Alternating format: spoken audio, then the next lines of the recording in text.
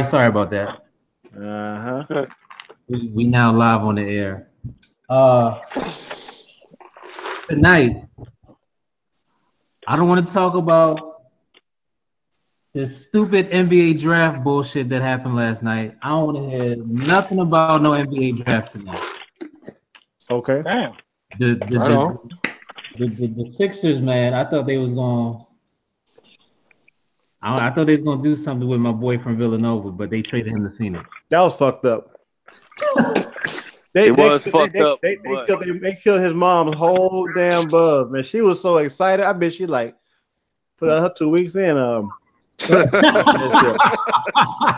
He gonna be alright though, but you know that's just how the shit go. It would have been nice to get a local dude, but the dude from Texas, he cool. You know what I'm saying? He's 6'4", some shit like that. You know what I'm saying? He averaged.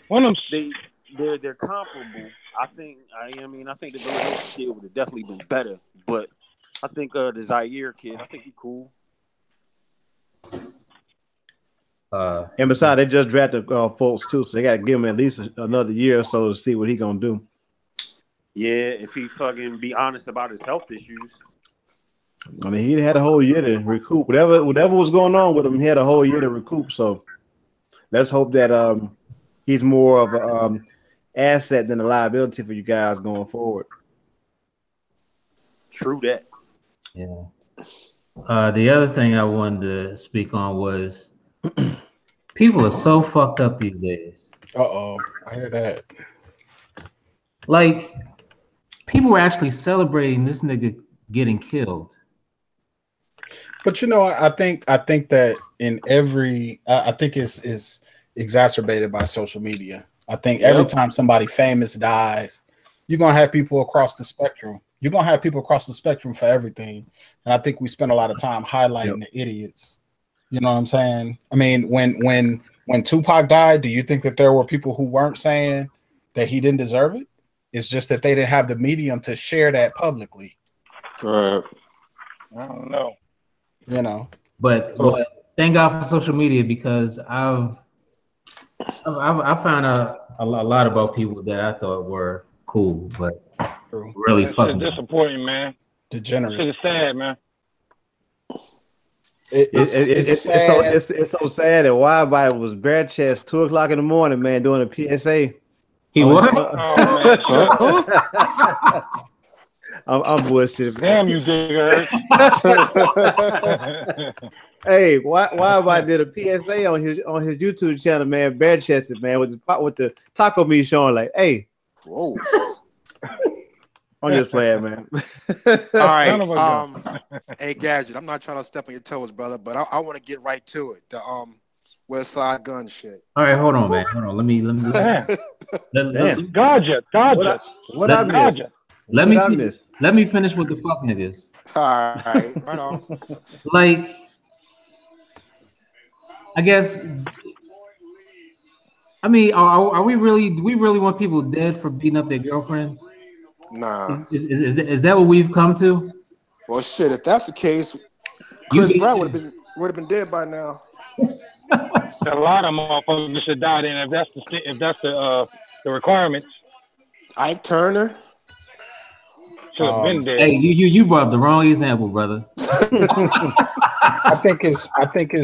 I just think it's very convenient to sit in the ivory tower on a lot of issues, and I think that people are so desensitized to death because I think we look at celebrities as being icons. We look at celebrities as being almost like action figures. You know what I'm saying? So, right. You know, people don't really connect the things that go on in the lives of these people. I don't think if things that happens in our lives and the people, you know, our parents or our families and this, that, and the third, because we look at them as, oh, they insulated because they got money, or right. You know, we're almost halfway jealous. I mean, people are like inherently jealous of them. You know what I'm saying? So what's crazy, I think that what's crazy is the fact that you think that you can come out and say some of it, but we're older too. We have an older perspective. We value life a little bit more. No. But 25-year-olds. These were 35 and up people talking this shit. Right. And most of them are older, the same age as us. That's true. China Fox would be one. So here's my I thing. think the same. I think this. Go ahead, Wild Body. I'm sorry. I think the same tool that was used to basically the social media shit. The difference between him and say a Tupac was the social media engine was used to basically character, establish this guy's character, so you will. And the same engine that was used to do that was the same engine that now cut him down when he's now dead. So it was kind of like a gift, kind of like a double-edged sword if you want to think about it like that. But it wasn't a lot of public as far as this guy being in everyone's phone and shit and World Star and DJ Academics and shit like that and all this business and shit being who knows how many people, let's say these guys, these old school rappers beat their girlfriend. D Nice, that guy was a womanizer, you know what I'm saying? But that guy, we don't think about that when D Nice name comes up. But, and here's the other thing, like people can't separate the person from the music. Like pick and choose. Like they love James Brown. Yeah. They hated XXX just because they didn't like his music. Oh, he must be trash. There's a certain perception about him. Like James Brown beat the shit out of Tammy Terrell. So did did he? Marvin Gaye did. And who did she marry from the Temptations? David Ruffin. David Ruffin beat the shit out of her breakfast, lunch, and dinner. Right. And he said he was trying to tell me, yo, he ain't shit because he beat up his girlfriend. Like, yeah. Rid of Mother Earth. It's rid of Mother Earth. It's a different time where we have the ability to stand in judgment for everybody. People are picking and choosing who should die, and because of the music that they make. Right. Yeah, it's like the Hunger Games or some shit, technically. You know what I'm saying? To be honest, seriously, because we may one day get to a point where, the movie Running Man from back in the 80s. I mean, how far fetched is that at this point? We had a capacity to place all this judgment on people and say this person deserves to die. Period, point blank. So, but in the same token, I think again, it's a different time. I think that we are sensitive and desensitized to everything. You know what I'm saying? The empowerment of women is huge. The empowerment of children and the focus on children. It wasn't like that in the 60s and 70s. People weren't focused. They were focusing on living and surviving, and kids just kind of dealt with the residual results from whatever came with that. Daddy went to work. He came home. He slept. And I may be generalizing, but now, you know what I'm saying? Shit. It's guys that take care of their kids more than their wife do, or their woman do, or their mother do. That's kind of like that's just the way it kind of is. So things are just very different. We got to keep in mind at that time that we talk about in a romantic sense, the 80s, the 70s, the 60s. We're talking that's 40 years ago. 40 years ago. You know what I'm saying? So things we also have to be careful of the energy that we put out there, because a lot of people don't believe in karma, but karma is real.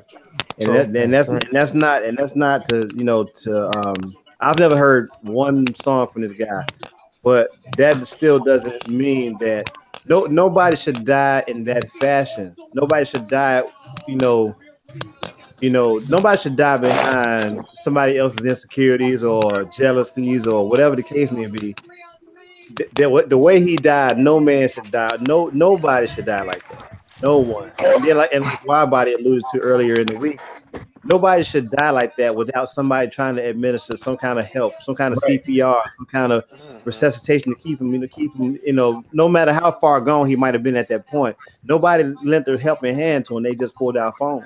So everything has a cinematic value nowadays, to where like everybody with a phone with a camera on it, and so it's some kind of a social media outlet. Like it's all about the shock value, the cinematic value to it, things like that. But what I was going to say about karma is like nobody's perfect, but I believe that the type of energy that you put out there, most times you're gonna get that energy back if you ain't careful. Yep, twofold.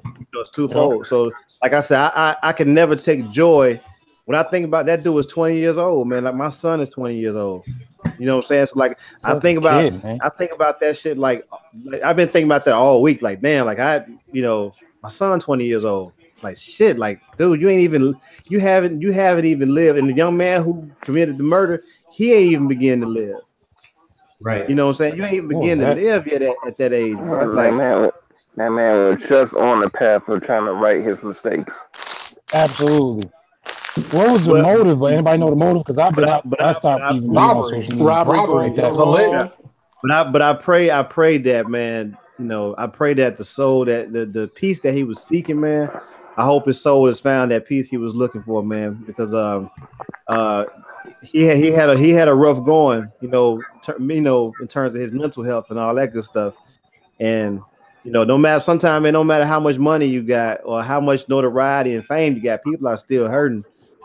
You know what I'm saying? True. Right. Yeah. I mean, myself, I feel like I need to apologize because I need to know what the hell is going on with your mic. That's what I need to know. Yes. Yeah, you was. I don't know whether you sounded like P. Diddy at the beginning of that Nas album. I feel that I need to apologize to the man because I kind of felt a little desensitized about the whole thing because about this whole beefing and all that. And I was like, it's kind of karma and everything, but at the same time, that's a young ass man and he don't know everything, and the fact that he was trying to do right by himself. So true that. I felt fucked up after my comments of what I said. I'm like, no, I shouldn't be thinking like that. True that. 20 years old, 20 years old and thinking like that, the change is a big accomplishment because you're not mature when you're 20. Let's be honest, man. Yeah, man. You're right. And for black people to celebrate this shit it was like I expected from them. Right. But it was coming from us. Hey, let me tell you what Rosenberg did on Rosenberg is guy on the Hot 97.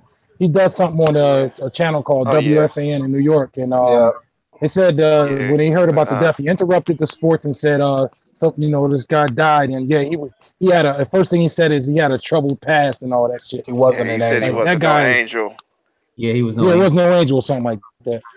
So y'all heard about it. So that was quite R.I.P. Yeah. Yeah, and I mean it goes as far as like Widebody said, if you can go back and think about when you were 20, how absolutely illogical you were and how out of pocket you might have been. But it all goes back and depends on how you were raised. And he did have a troubled childhood. He bounced between houses, a victim of abuse, all kinds of craziness, this, that, and the third. But he didn't deserve to get ran up on when he was trying to buy a motorcycle and get robbed and get shot, and then have somebody videotape it, and it goes around the world before anybody conscientiously says we shouldn't be looking at this. Yeah. And I mean, the video was shocking. The video is what shocked me. I mean, it was sad about him dying, but seeing the video, because I saw it literally on the Kali is a website that I be on all the time. I saw it on the Kali as soon as it happened. I was at work. And when the thread got put up, the thread had only been up literally like 4 minutes when I saw it. So when I saw it, I saw the entire thing, and I'm like, yo, this is crazy. I could hear him, like you hear him gasping for breath and all that. And I'm like, why is this on the internet? I saw the entire thing. Sorry about that. I didn't see that. So even with this cat Tekashi, I don't even know if this guy Tekashi 6ix9ine, I don't know if he's being facetious. Yo, Wallace, can you hear me? Yeah, can you hear me? Yeah, I was asking you, did you see the video that you're talking about? Did they have the struggle? Because he actually, from what the police report is saying on surveillance camera, he was actually struggling with the robbers. That's how he got shot. Yeah, I didn't see that part. Oh, all right. Yeah, they saying he didn't just give his shit up. You know what I'm saying? Oh yeah. So I wonder is the Tekashi 6ix9ine, is he being legitimate about the fact that he's stopping trolling and all that? I don't know if he is or not, but he's not. I mean, well, I'm kind of at the point where I'm not even comfortable working with people who are making music about destroying other people. I just can't deal with that. And I just it's hard for me to listen to it without displacing it. It's getting harder and harder for me to deal with. Like I give props to Lecrae. Lecrae did an album with Sato called "Make the Trap Say Amen." And if you like trap music, you'll like it. You know what I'm saying? And it's not beating you down. Everybody know about Lecrae. He ain't beating you apart with religion or Christianity or nothing. And it's quality. But I'm listening to it and I'm like, I can listen to this in my car with my kids. I love West Side Gun production, but I can't listen to that with my kids. I can't listen to that, constantly without displacing my mindset about how I feel about black people killing black people, because that's all it's about. You know what I'm saying? I understand. I'm just keeping it real. I Hey love man, the to each his project. own, brother. You don't gotta, you don't. You Yeah, know what I right. mean, you really don't gotta explain yourself. We feel Yeah, you. no doubt. And I think about the metaphor of the gun in rap. Gun is a metaphor. I mean, it's a real thing, but it's also a metaphor when you talk about lyrics and the competitive nature of rap, this, that, and the third. It's almost like you can displace it, but violence and gun violence and the shit that people deal with is real. That's real shit. That 20-year-old dude got murdered, and under the circumstances, we might, you might not want to give it up that day. You might be like, give me my shit. So, I don't know. I'm tripping. Okay. All right. Now we can talk about the album. Go ahead, Blue. Oh no. This shit is banging, but I'm not going to compare it to Supreme Clientele like I was reading reviews this morning. So I don't really think it's a comparison. I think it's a generational thing, just like when we do the GOAT talks and all of that. Well, it could be the Supreme Clientele of this generation. Okay, but they've been saying they the new Ray and Ghost for a minute. But what I say by the reviews are saying they were told it as a classic. That's basically what I was reading. They trying to say that the shit is classic already, and the shit just came out. That's every album that of a certain stature, I should say. Yeah. Like every Kendrick joint, that should be a classic before the first track even get played. You know what I'm saying? But Mental, since you on here, Mental, I gotta say thanks to you, brother, for even putting me on the West Side Gun in Conway. Oh shit, no doubt. Because I remember when rest in peace, R.I.P. Bobby came out. Yeah. Yeah. But the album, I think the album was dope. I was just surprised that Pete did production on it and Knife did production on it, because I wasn't expecting them to do production on the album. I just thought they would keep it in house with Derringer and Alchemist. Well, see, that's the thing. They shady though, so they under shady, but they always have relationships with all these other motherfuckers. You know what I'm saying? Like, especially with a dude like Benny on 18, because Benny, he grabs beats from whoever got hot joints. It doesn't have to be a name brand or anything like that. Like, Benny all the time be like, yo, send me beats, send me beats, send me beats. So I think that kind of plays into it as well. You know what I mean? Yeah. The only joint I wasn't too crazy about was the joint with Anderson .Paak. Oh, I like that joint. But I'm a big Anderson fan too. Yeah, me too. But I just wasn't, it just kind of seemed like kind of crazy to hear him on that. Oh, okay. But that just goes to show you never know who's cool with who these days. Damn right. That is true, man. That is true. Yeah, I thought this shit was dope. So at first I was like, who did the mixing? But then I was like, man, fuck it. Hip hop is supposed to be a little unorthodox. Like, I don't need my shit to be pristine and clean. Like, I kind of was digging like it was like a nigga just did an album and put it out for the people. Like, I was kind of feeling that vibe on it. And I don't mind niggas rapping over vocal samples either, man. Like, you know what I'm saying? Hey, if Ghostface could pull it off, fuck it. Yeah. Don't say that in front of Jay Bishop. And it's so Papa funny Blood. when I was listening to that, I was like, Jay Bishop gonna hate this. Yep. Hell yeah, but you know what? At the same time, Jay Bishop hate every damn thing. Yeah, he does. True that. But and also, you know what I was curious about was whether or not this actually was a shady release, because it was this their big, this was their big project.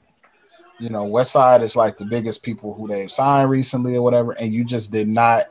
There was nothing really that was in your face about it. Yeah, I like that though. It was I all Instagram shit. I want to say they're on Empire. Well, like the solo deals are on Empire. But you know what? On Tidal, this it has Griselda Records as what I'm saying, as their own shit. You know what I mean? So it don't say Empire or Shady. I think Conway, when he dropped, because that GOAT joint that wasn't the official Shady shit. So I think he might drop the official first Shady joint. I think that it might play out like that. Okay. It's been a minute. It's been a minute since they've been on Shady. Yeah, but I think you know what? Like just thinking back on it, since they signed that deal, I've heard Conway name drop the Shady shit more than anybody from that whole crew. You know what I mean? Right. I don't know if I've really heard Westside Gunn really mention the Shady deal. And truth be told, I guess when you really consider it, the deal may actually have been to, let Griselda continue to do what it does, but Shady provides a certain level of infrastructure, a certain level of promotion overseas or whatever. Right. We don't know what the deal is like, to be honest. So because they were doing perfectly fine and moving their product to their demographic without Shady. Yeah, because that's how Eminem even heard of them, because they was doing good. Right, exactly. Yeah. So, true that. Who are we to count other people's money? Right. I don't care what they do with Shady. Just put Fly Guy back on streaming services. Oh my God, Shower Shoe Lords. That all they got to do is put that one song, and I'm good. So they did put all the Hitler Wear Hermes joint. They put the whole series back up on Tidal and shit. Yeah, they have. I think most of Westside Gunn shit is back up there. Yeah, I think they did that. Conway shit still is off, but there's only one song that I wasn't feeling with them rapping over the vocal samples. I think it was the joint the Alchemist did, and the vocals. Elizabeth. Yes. Yeah, look, I like that joint. I was about to say, nigga, that's my shit. The piano in that joint, crazy. The sample vocals is just too loud. I'm like, yo, I can't. I'm like, I don't know, man. Which one did P Rock do? Shit, I had to see the track list and whatever joint with the sirens and going through the song. Yeah, I'm not sure. I don't be reading up on no producer credits anymore. I feel you. Because they don't have them shits. Right. It's on the back of it was on the back of the album. Damn album. Nah, yeah, if you see the picture. Right. Yeah, matter of fact, shit, I do have the pictures in my phone. So, I don't know. I know. How come when you type in Supreme Clientele, all it comes up is Ghostface Supreme Clientele? Like, Google hasn't even got these shits yet? Probably not. Damn. Like, we live in a world where information is spread at the drop of a dime, and this shit has been out since midnight last night, and these niggas can't get it on the internet straight. I hear you, but I want to say this too, and I don't know if you're gonna get to this, but speaking of midnight releases and all that, where the fuck is this Teyana Taylor album? It's already out. Where? I was gonna say, didn't Blue already say he heard that, John? Yeah, I heard it on YouTube. Oh, okay. Man. I hate listening to shit on YouTube unless it's like a singular song. Nah, they had the whole album on there.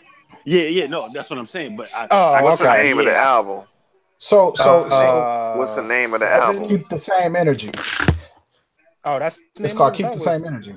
So yeah, because I'm here's like, my that's 7. That was like 2014 or something. so here's my issue. The album wasn't supposedly the album was about to come out, and then they're still adding to it.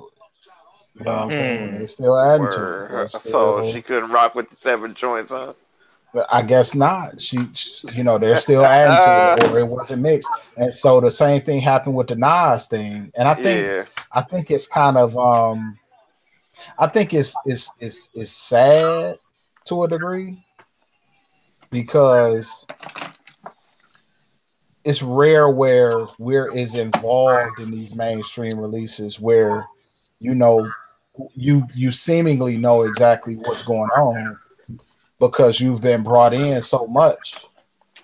They had these listening parties on Thursday night. The album's supposed to drop right after that. Then it's like, oh no, like what they played during the listening party for the Nas joint was completely different than what came out the next day. I mean, from a mixing standpoint. I thought so because everybody was complaining about like before the shit officially dropped. So I didn't even hear it until late Friday night. So I was like, what the fuck was everybody else hearing? This isn't that bad. Right, exactly. I thought it was better. If the cop shot the kids is the same song, then I ain't fucking with it. Here we go. Gadget, the Pete Rock shit is called God damn. I mean, I feel you. It's not my cup of tea. It wasn't my cup of tea either. That nigga said, here we go.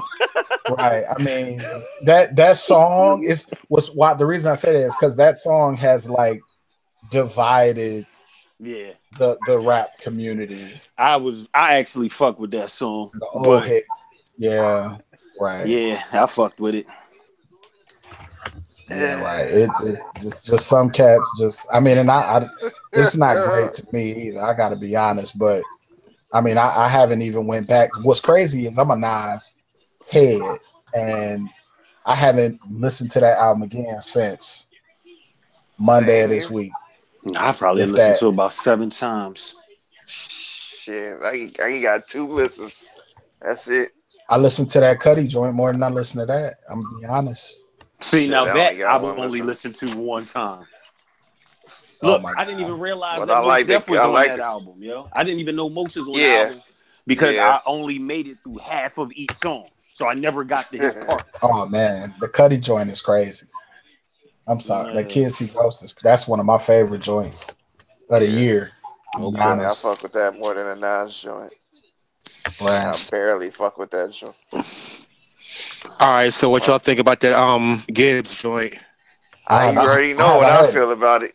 I fucks with that shit. Fan. Yeah, I'm a Freddie fan, man. That shit go. Yep, exactly. I've been in this trap zone lately, and ever since listening to J-Rock, I'm like, okay, yeah, this is the shit. I think this is better than the J-Rock. This shit is the Gibbs joint go. So the reason why I think it's better than the J-Rock album is because that's Gibbs' lane. You can tell J-Rock is playing with certain things. You know what I mean? But J-Rock shit crazy though. J-Rock shit crazy. It is too. But he got a couple of joints on there that I could definitely pass. Yeah, definitely. I ain't got to pass shit on a Gibbs joint. They let that motherfucker play. Yeah, I agree. The Joey Badass put out the 1999 joint. How's that? I fuck with it. That shit is hard. He got a couple of Capital Steez verses on there that I fuck with too. That joint, the Nick Grant album is pretty dope too. The Dreaming Out Loud joint, that shit dropped last month, and I don't think nobody knew about it. That shit goes hard. Nick Grant is pretty dope. Who is he signed to? Nick is signed to Epic. Epic and like a Sony, like a division of Sony Music, and then some Culture Republic or some shit. So he probably got like a little multi. But yeah, that shit's dope. What else did I? There was something else that came out that I don't know if y'all have seen.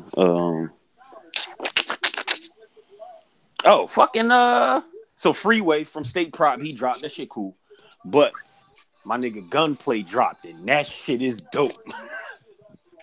Oh, Really? yeah, I haven't heard it. I haven't heard that today either. Gunplay shit is that very first song, that shit goes. Yeah, but he always I kind of like Gunplay a little more than Ross at times, man. I just like what he be saying and how he be flowing and shit. I think Gunplay's really talented. What's the other cat that's part of MMG that some people don't fuck with? I was gonna say that nobody ever heard of because I mean, not heard of, but there's like one dude that I'm trying to think of. It ain't Gunplay, but it's another Staley? cat. Staley? Yeah, Staley. But see, he I don't even think he is MMG anymore, man. Oh, okay. Yeah, I don't think he is. But there was another dude that was because Ross, Gunplay, and there's a third nigga that was the group Triple C. Whatever that Triple C shit stood for, I can't remember. But the third nigga in their group, he's like the real. I mean, they're all street dudes, but that nigga lives in the streets. That's why you never see him. You know what I'm saying? Carol City. Yeah, Carol City Cartel or something like that. Yeah, it was either right. Carol City Cartel or Click. But yeah, there was a third dude that you just never see because he still lives in the street pretty much. Before I forget, let me shout out the Beat Butcher for getting the beat on the Jay-Z and Beyonce album. Wow. Oh, word? That's what's up. Yeah. I'll probably never hear it, but that's what's up. Well, I still need to listen to that shit. I haven't heard it yet, but yeah. It got a couple joints. The single is bugged out. It's bugged out how people are tripping off the single being from a reference track by the Migos. Like who? Yeah. Like did it take away from the authenticity of it that Beyonce didn't write her shit? Is it not?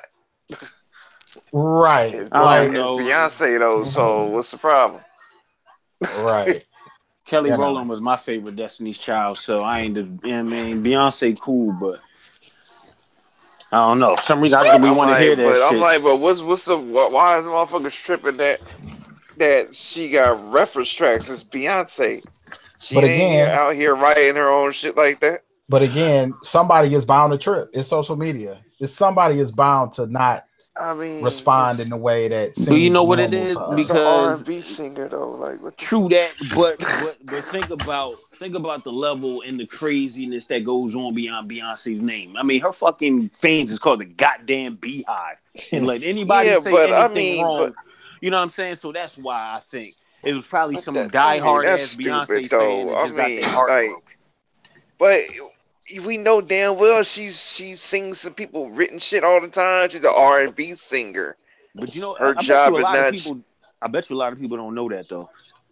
That's a damn shame. Yo, it is, but we do music. You know what I'm saying? So, but still, even though, like my wife know motherfuckers right all the time and shit. Yeah, I bet you people. I was with her. That shit probably broke somebody's heart, man. Yeah. Yo, the Beehive went on Madonna so hard today. Yeah, which you know what, but it's a lot of ignorant ass, woke ass, dumb ass niggas though.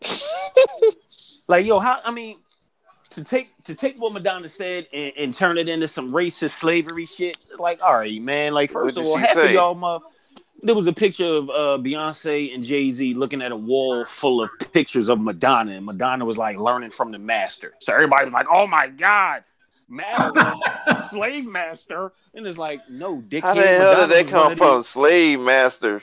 Because Madonna's white. You know what I'm saying? But come on, man. God damn, motherfuckers be trying to pick shit. Yeah, and I'm like, half of you young ass motherfuckers don't even know shit about Madonna. You know what I'm saying? Like she was the Beyonce of her time. Yeah, like, I'm saying. She might have set her and Cyndi Lauper set off this whole fucking shit. Yeah, man. Wow. They was going in today, bro, and I was like, this is sad, yo. This is real sad. So white people can't have the word MC in front of the name because MC stands for Master of Ceremony. I'm saying. Nigga, the slave master ceremony. Niggas, man. Yeah, man. That's what I'm talking about. Rage that's pointed in the wrong direction. Yep. Hell yeah, man. Woke niggas. We'll get mad at the motherfucking Chinese dude yelling at him through the bulletproof glass, talking about hurry up, by. Get mad at talking about him. Oh, damn shame. Yeah, man, that's the age we live in. That's So, the age we live in. Back to vocal samples. I think didn't we do our top 5 vocal sample songs? I don't think so. Our top 5 what? Vocal sample Vocal songs. sample song. I don't recall that, but I already got my number one. Sprinkle me. Ain't no damn vocal sample. The fuck? That'd be hella funny if we actually met you 40 artists out there. The hook wasn't a sample. I think at one time, arguably, Kanye and Ninth Wonder, that mid 2000s, I think that they were doing the vocal samples better than just about everybody. When Kanye was on that addiction that made me smile in my heart. Oh, that was my shit. I think if All Falls Down isn't in everybody's list, y'all fucked up. But that's not really a vocal sample though. She actually sung. Yeah, that's kind of more of an interpretation. The original version, you mean? All right, I give you that. But Ninth Wonder, whatever you say. My top vocal sample is gonna be "Don't Cry" off top. Like, what song? That's number one. "Don't Cry." Don't Cry. Jay Dilla's "Don't Cry." Oh yeah. Oh yeah. I mean, it just adds such an element to a beat. I'm sorry. That shit's it's one of my retarded. favorite things about hip hop is when somebody got a chopped up vocal sample and that shit. It's just a part of the process. It's beautiful. So I mean, is it wonderful chopping or is it laziness when somebody loops the vocal sample? I think that you got to be. I don't think it's lazy. If the loop is dope, I'm with the loop. If it's dope, I'd rather it be chopped. If the loop is cool, then I'm with the loop. But I'd rather it be chopped. But if it's a dope ass loop that's undeniable, then I'm with it all the way. It's like a special as treat. It's dope. Yeah, as long as it's dope. Because even when you think about Don't Cry, that beat would have worked in terms of how the chops was going melodically. Yeah. It would have worked melodically without the vocal sample in it. Yeah. When it'd be like, baby, you know what I'm saying? Yeah. That's just added just loveliness right there. It just makes it just perfect. I still like the joint Jay Bishop doesn't like, the Fat Joe joint, Money Shower. I still like that song. Oh my God, that's the shit. Money Showers is the shit. I don't know how you don't like that song, man. I don't like vocal sample. Like he would hate Santorini Grease then by Ross. Oh my God, that shit is so dope though. Come on, man. That might be my favorite recently. That shit is man. I need to stop saying retarded. That beat is crazy. Oh no, it's okay to love that fucking beat. You know. Hello, retarded. No, it's not. It's retarded. Hey man, that's retarded. You got that right. It's mentally unstable. There was a song in the 90s that I really loved. It was a whole fucking vocal sample. I can't think of this shit now. I know Knife got a few that I'm trying to think of the name of because I know he got one on the whatever you say. Shorty on the lookout. Yeah, Shorty in the bracelet. Yeah, that's the one I'm thinking of because that's man. What about Jay Dilla Baby? That's I like Baby. That's cool. I like Baby. That I wouldn't. I don't know. There's other ones I like more than that one. I'll make that like number 6 or something. Baby. I love okay, I know maybe not a lot of y'all don't know about this one that Madlib got with his boy Dudley Perkins, but he got this one joint that he just goddamn that like the new saying that's the way it's going to be or some shit like that. The way he chopped that shit, you just had to hear it. Like that shit's retarded. And there I go saying retarded. That's how I go. It's done. I was gonna say no, that's not a vocal sample.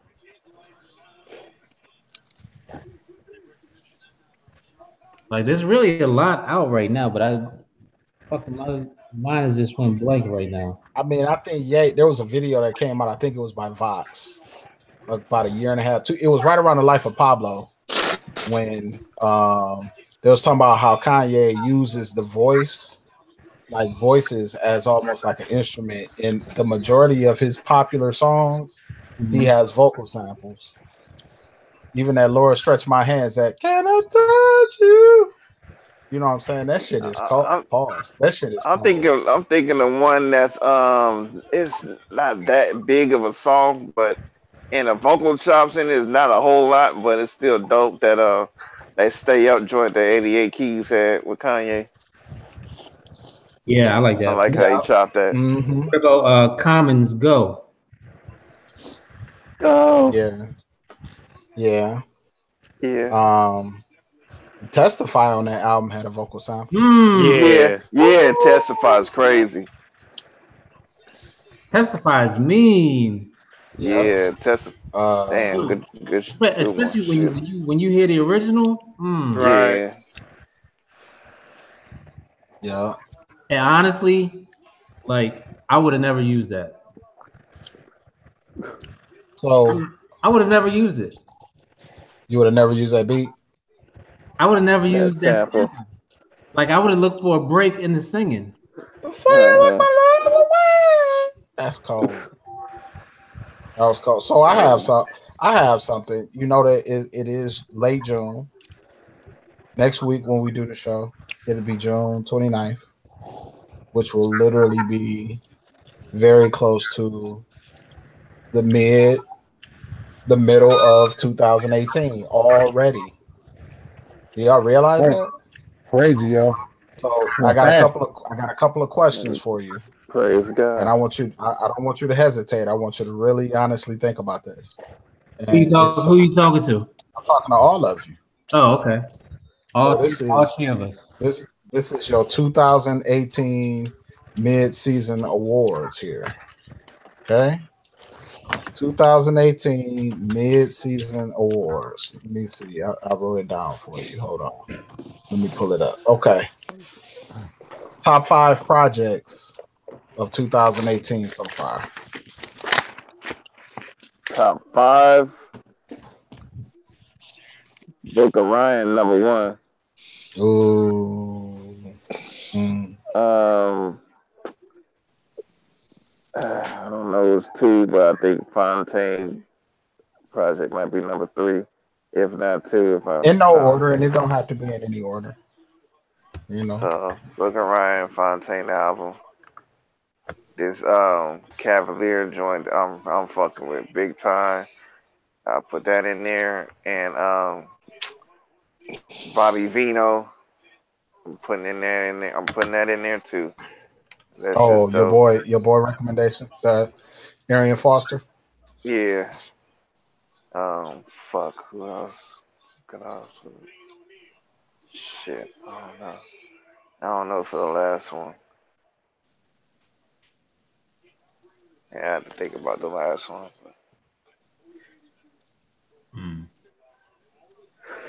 I put. No. The last one would be the M3. Jazzy Jeff M3. Okay. Mine is kind of regular. I put Streams of Thought.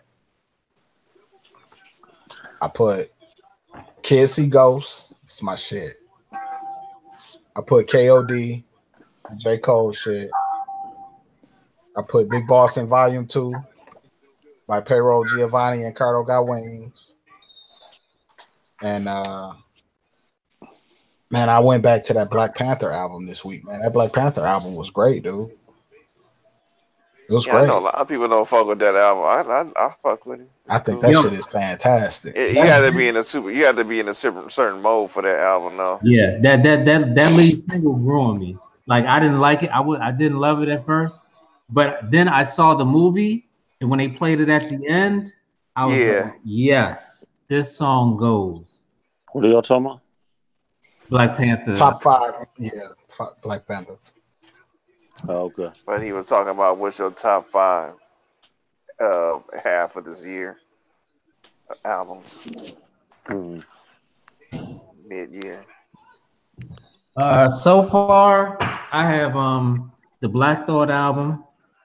Uh, you know what? I still didn't give that Styles P album a listen yet. Okay. I haven't listened to the Freddie Gibbs yet. I don't know, man. I'll have it by the time I get to Cali. I don't know, man. But one thing's for sure, it's not going to be anybody in good music.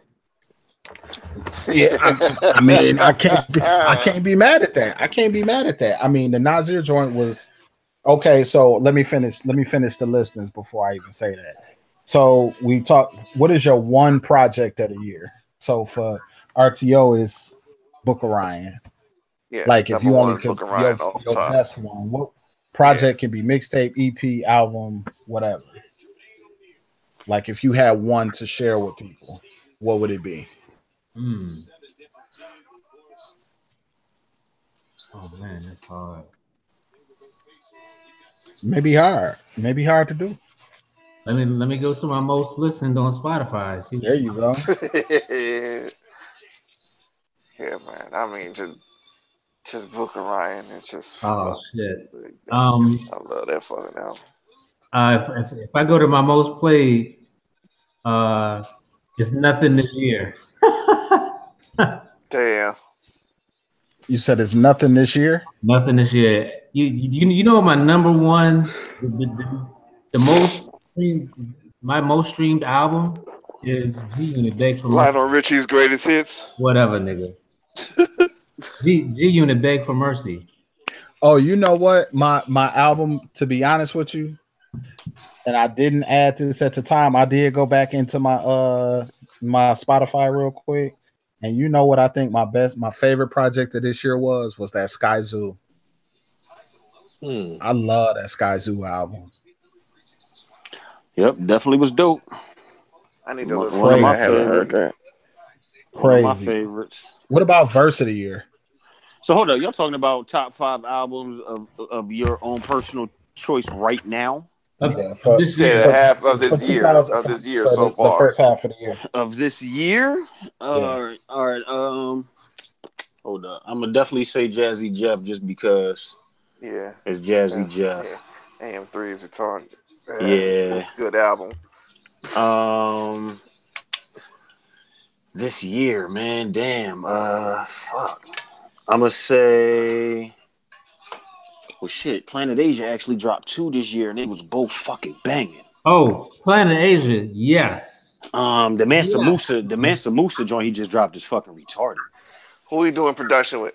I have no idea because I don't be feeling like taking the time and fucking searching for shit no more. I ain't even going live, man. I hate not knowing. Does it sound like he did? Did it sound like he did anything with Jake One? No. Oh, I will say that, yeah, just off the top. I still need to check it out though, because I always fuck with PA. But the Golden Buddha was dope, and that came out a few months back, didn't it? Yeah, that was in January. He dropped the Golden Buddha, and then he just dropped the Mansa Musa. Put that shit in his library. So I'm gonna have to give him one of the slots. So Jazzy Jeff, that joint. I'm gonna say one of my favorite albums, man, and I know Wallace ain't really feeling the violent drug shit right now, but that 38. I'll be all right, bro. Don't trust me.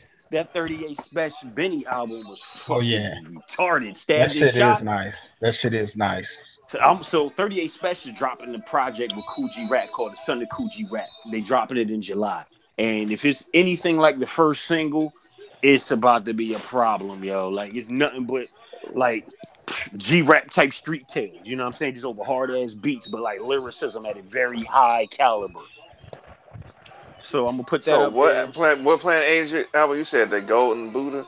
So Golden Buddha was the other one? January, and then so which one I'm gonna go with? I'm gonna go with Mansa Musa just because it's the most recent. I'll give them one. Well, which one you think is better? Shit. If I need to check these out, well, you probably gonna say both of them. I was gonna say, man, you just need to listen to both, bro, because they both. It's Planet Asia, but it's some other shit. You know what I mean? Like this man. Matter of fact, listen to Mansa Musa first. All right. Okay. Yeah. Listen to that one first because he even stepped up his wordplay a lot more like on the this last album. joint I listened to was The Sickness. Ooh, so it's been a minute, yeah. What's up, Dixie? But like what up, though? I had to buy that album just on GP, but yeah, I got man. What about of course for me, Black Thought also is in there. All day. Right. What's that? Is that number 4 for me? And then I'm gonna throw out one more. I'm a real big fan. No, you know what? Book of Ryan. Got to do it. What about verse of the year? Black Thought, just off GP. Yeah, it's got to be Black Thought on Funk Flex. Black Thought on Funk Flex is the verse of the year. yeah, we can go with that. Easy. But you know what though? Have you guys seen a lot of those Funk Flex joints? Yeah. So one of my favorite ones. Yeah, but one of my favorite ones that I think a lot of people sleep on is Arsenal the Rebel, the battle rapper, man. He laid fucking Arsenal was on Flex? Oh my god, yo, RTO. I need this shit. I didn't know that. Like nigga, I didn't know Arsenal was on there. Because I already fuck with Arsenal on there. I put Arsenal's freestyle, his Funk Flex joint up there next to Black Thought and Loaded Lux. They got the top 3 for me. Damn. Yep. Them 3. And Fred, the Godson. Oh, you know what? Yeah, just because Fred the Godson shit was so smooth and like, yo, he was punching the shit out the line. He turned that shit into a song. Like he turned it into a song. Had the dude sing the hook. What about Prince was dope too up there. What about your personal most underrated project? Ooh, of the Cavalier. Year? Of the Cavalier. So Cavalier. Private Stock. For me, Frozen Angels by Mayhem Lauren and DJ Muggs. Oh, word. I'm going to see them next week. Oh, hold up. No, nigga, I ain't say nothing. Dude, didn't Doom and Muggs drop today? A single did. I heard the whole thing. Okay. Oh, it's just a single, not the whole album? Yeah. Oh, you know what? Speaking of Doom, did y'all ever listen to the Czarface meets MF Doom? Nah, I heard about it. Okay, so that shit is fire. And it's terrible because Inspector Deck has pretty much the weakest verses on the album. Damn, that's fucked up. Damn. Well, it is Doom, that though. just tells you, but fucking Esoteric is getting off on this. Are you saying Doom is better than Inspector Deck rapping? On this project, he is. Doom been better. Doom been better than most. I'm not talking about on this project. Somebody said, "What did you expect?" Doom is that dude, right? Doom is crazy. Because I'm not the biggest Wu-Tang dude, but I'm a MF Doom fan. I'm going with MF Doom just because that's who I fuck with more. Yeah, I'm going there. I love Inspector Deck, and I'm a Wu-Tang to the bone. But MF Doom is that dude. That dude be doing gymnastics with his rhymes, dude. But you know what? Esoteric is giving him a run for his money on his album, man. Esoteric. I never used to like Esoteric, but he stepped his shit up. The hater is here. Hey, Bishop. Jay Bishop. Let's wait for the Japanese internet to get my most underrated project is Everything's Fine by Quelly Chris and G Gray. Yeah, I fuck with that album too. I really enjoyed that album, dog. It's out there, when but it's dope. Yeah, it reminded me a lot of like De La Soul is Dead albums from that kind of ilk. You know what I'm saying? I liked it. It was entertaining, man. What about most overrated project? Hold up, can we get out our? You ain't even give us a chance to answer the last one. Oh, the underrated. I'm sorry, my fault. Yeah. I don't know. Somebody got one? I'm still thinking. You know what I'm gonna say? Bobby Figo, Flamingo, and Koval, hands down. Are we talking about for this year or just this year? Oh, yeah. Underrated. Damn, man. I like that Jericho Jackson. Okay. No, he said underrated, not underwhelming, nigga. You thought that Jericho Jackson was underwhelming? You know why? And I'm gonna tell you why, man. Tell him why you know how when you see something on paper, you like, oh my god, this shit is about to be taught. Yes. And I feel you on that. So I set myself up for failure. Yeah. You know what I'm saying? Was very high for that one. Yes, exactly. Like I was expecting that to conquer everything that was coming out. Yeah, it's dope. So don't get me wrong, I like it, but I expected way more. I can see that. Yeah, that's all it was. But lyrically, Elzhi doing this thing and the beats was cool. But we know Crisis has some shit that he should have given L. He dumbed it down to let Elzhi do his thing. Right, I exactly. Yo, is Yona on drugs? He said Deck. He said Inspector Deck isn't even in the top 5 in Woo. What? Now he He's smoking. Yeah, Let's not get carried away. I don't even mess with Wu-Tang like that, and I know that. Wow. Slander. Right. That's defamation of character. Hold up. Wait. Oh shit. I'm counting. Let's see. I'm thinking ODB. Not. Wait. No. Hold it. Ghostface. Yeah, Raekwon. That's 1 and 2. Ghostface, Raekwon. You said that's 1 and 2. Man. Yeah, Ghostface. Man, you Raekwon, put Ghost. 1 and 2. Jizza. You think Jizza's 3 over Meth? Yeah. I think. Yeah. And He's in there. And then Inspector Deck should be right after. Yeah, I put ODB over Deck. What? Wow.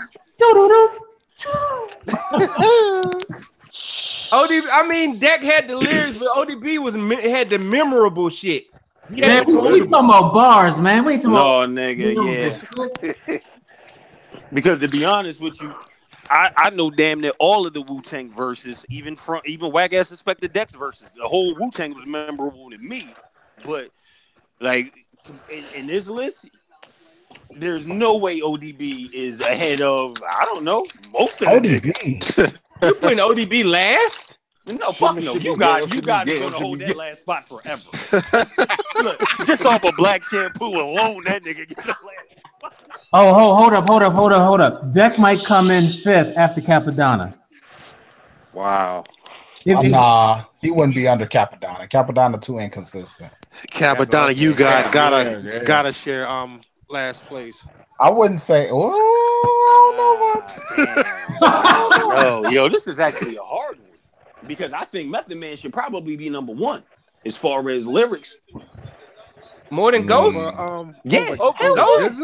Because I'm not the biggest Ghostface fan. I'm over Raekwon. So I love Ghost, but Meth comes correct every single fucking time. Like every time. You know what I'm saying? Like whether it's with Wu-Tang, whether it's with Redman, whether it's by himself, whether it's with Mary J, Meth come correct every time.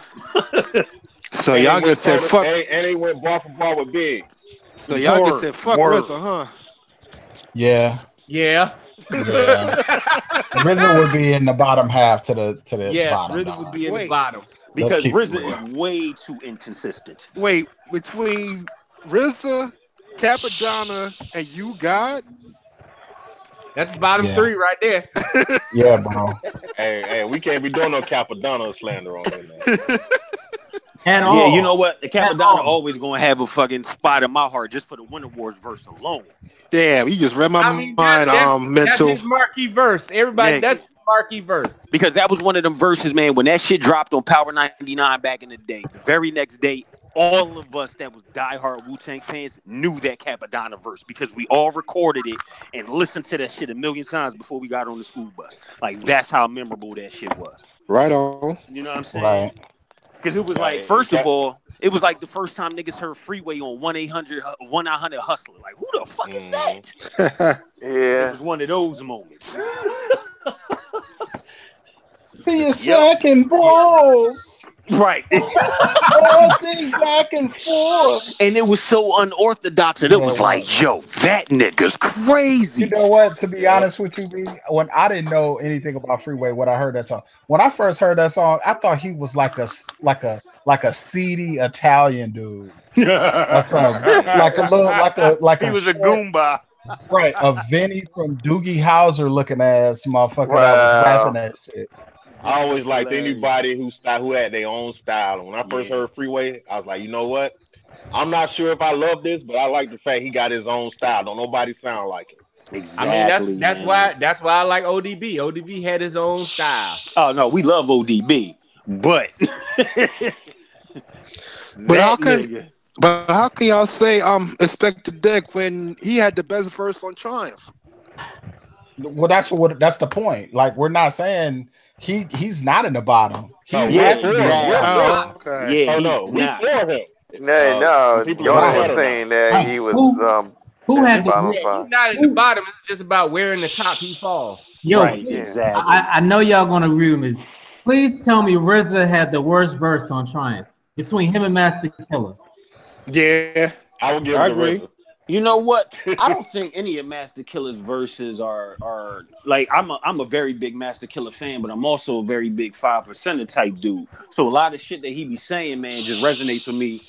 And a lot of people be like, yo, that was the wackest shit ever. And I'm like, if you actually knew what the fuck not you guys, but like to me, I'm always like, if you knew what the fuck he was talking about, you wouldn't say that. You know what I'm saying? But because a lot of people don't hear him, like it's weird, you know what I mean? But I understand why people don't like Master Killer.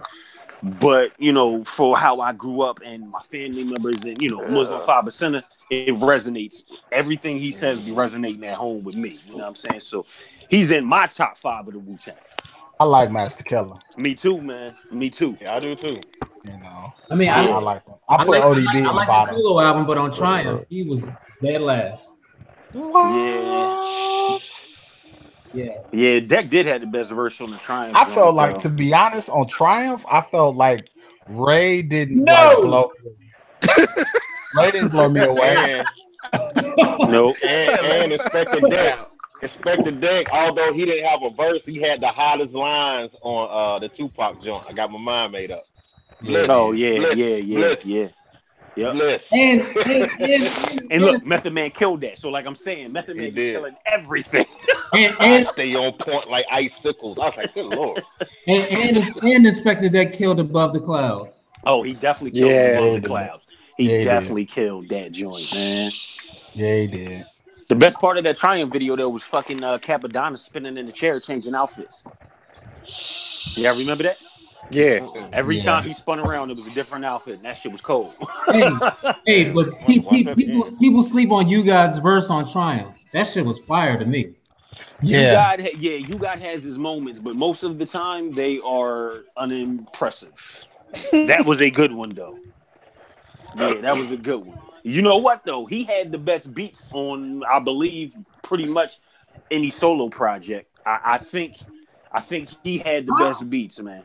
Better than Supreme Clientele? Bruh, that fucking You Got album, that shit was, it was a You Got album and we used to bang the shit out of it. Are you talking about the joint with Superman on it or whatever the fuck that song was called?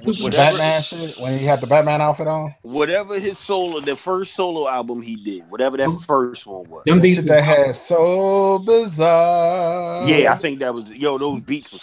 Them beats was not better than Supreme Clientele though. Supreme Clientele had some ill beats. It did. It did. I mean, I like the beats on Capadonna first shit. Me too. Yeah. The Pillage. I like the beats on the Swarm album with Execute Them and 97 Mentality and all that. Who did a lot of those Killer Army beats? Fourth Disciple. Probably Fourth Disciple, yeah. Okay. Because them Killer Army beats used to get me open too, man. Them motherfuckers. Killer Sin was a beast. Yeah. Killer Sin was a beast. And I love Night Prince. Night Prince was what the RZA should have been. I think Wu-Tang, that era of Wu-Tang, it's the only era that really exists to me. Like I don't even really, I hate to say it, but I don't even fucking acknowledge a lot of shit that came out after like the mid 2000s, other than like Go Shit, Ray shit. You know, I hate to say it, but to be honest, that was that era, that first and second cycle of Wu-Tang albums. Oh my god. Yeah. Y'all digging Onyx? Yo, bruh. You talking about nobody. Onyx as in Sticky Fingers? Yeah. Oh, I'm the biggest Onyx and Sticky Fingers advocate ever. Nobody stood in line for Gravel Pit. Nobody. As we go. It had a joint, but don't sleep. The album, The W, that had some joints on it. Oh, it click. Oh, it had Come on, Let My Niggas Live. It had the Monument. That had some joints. The Hollow Bones. Yo, what the hell? It had some joints on it. All right, let me ask this. What's the most disappointing project this year? Nas. I'm playing. I actually like the Nas album. I don't hate the Nas album. I don't hate it, and it's not bad. It's not trash. Far from it. But I listened to it 3 times at the gym last Saturday, and I don't think I'm going back to it. It's just replay value. White Label has was the trash my album shit for me now. What'd you say? White Label. That's the only song on there I like on the Nas. But I'm partial samples, so no doubt. I mean, I'm mad at that. Let me ask this: you like what you like? Yeah, you do. What is the hip hop podcast of the year? Joe Budden. Anything with Joe Budden. Joe Budden got that locked up to me. I put Joe Budden above everybody. Now that I see, Combat Jack was my favorite, but now that he's passed on, it's probably Joe Budden. Let me ask this: what is beat of the year? God damn.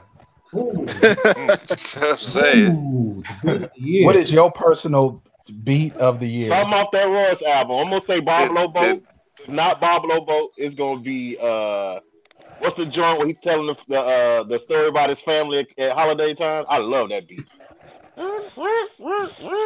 That nigga said his father hit his brother so hard he flew into the oven. The fucking turkey flew out.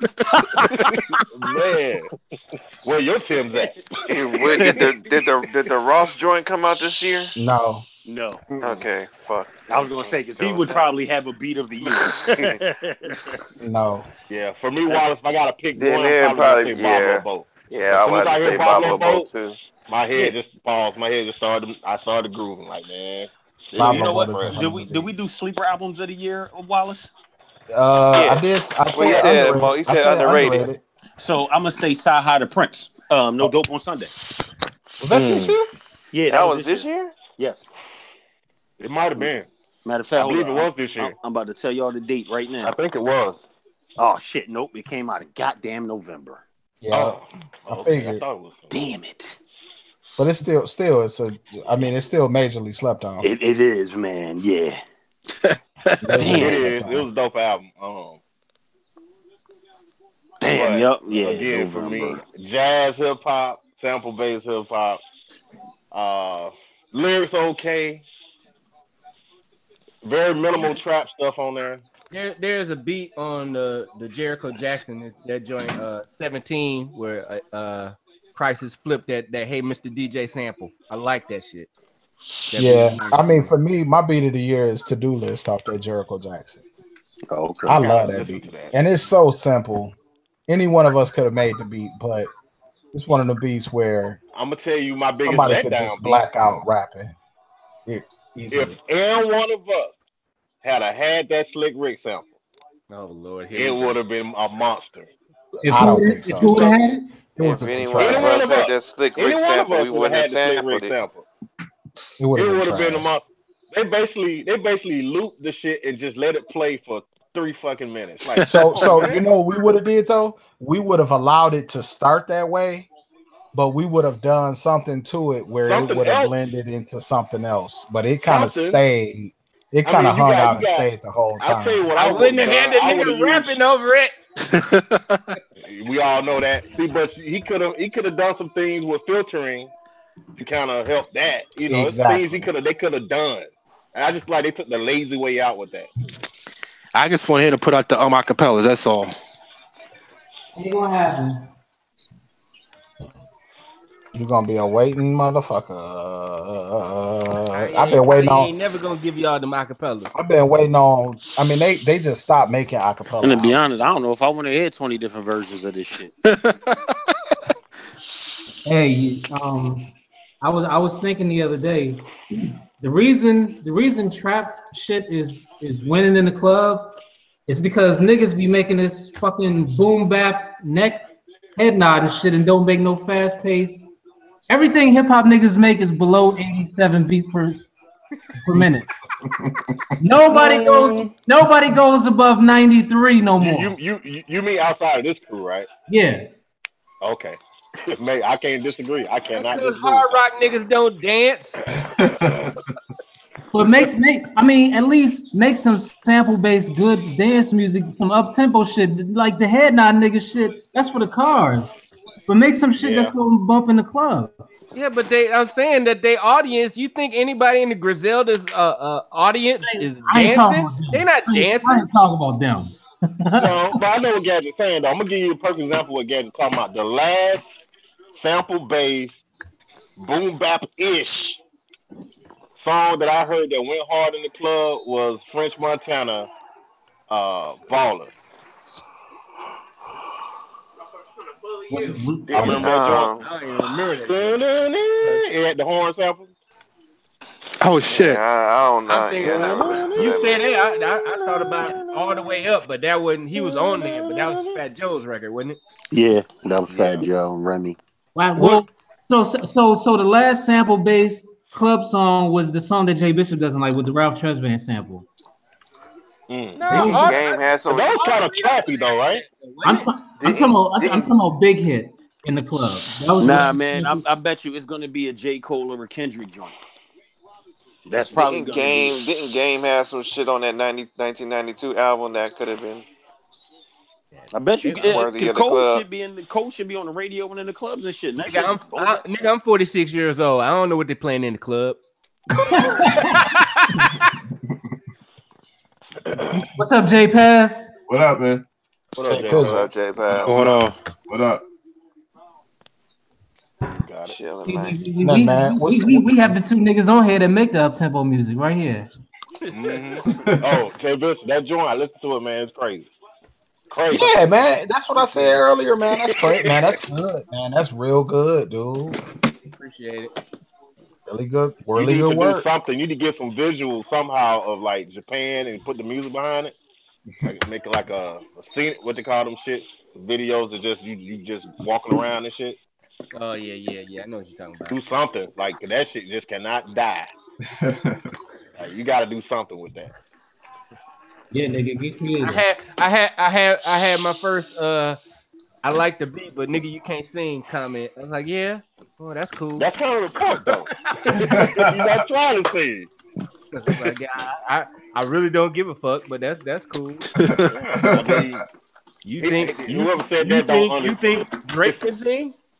It's tongue in cheek, pause. It's tongue in cheek. Like you know you can't sing. That's why you sing it.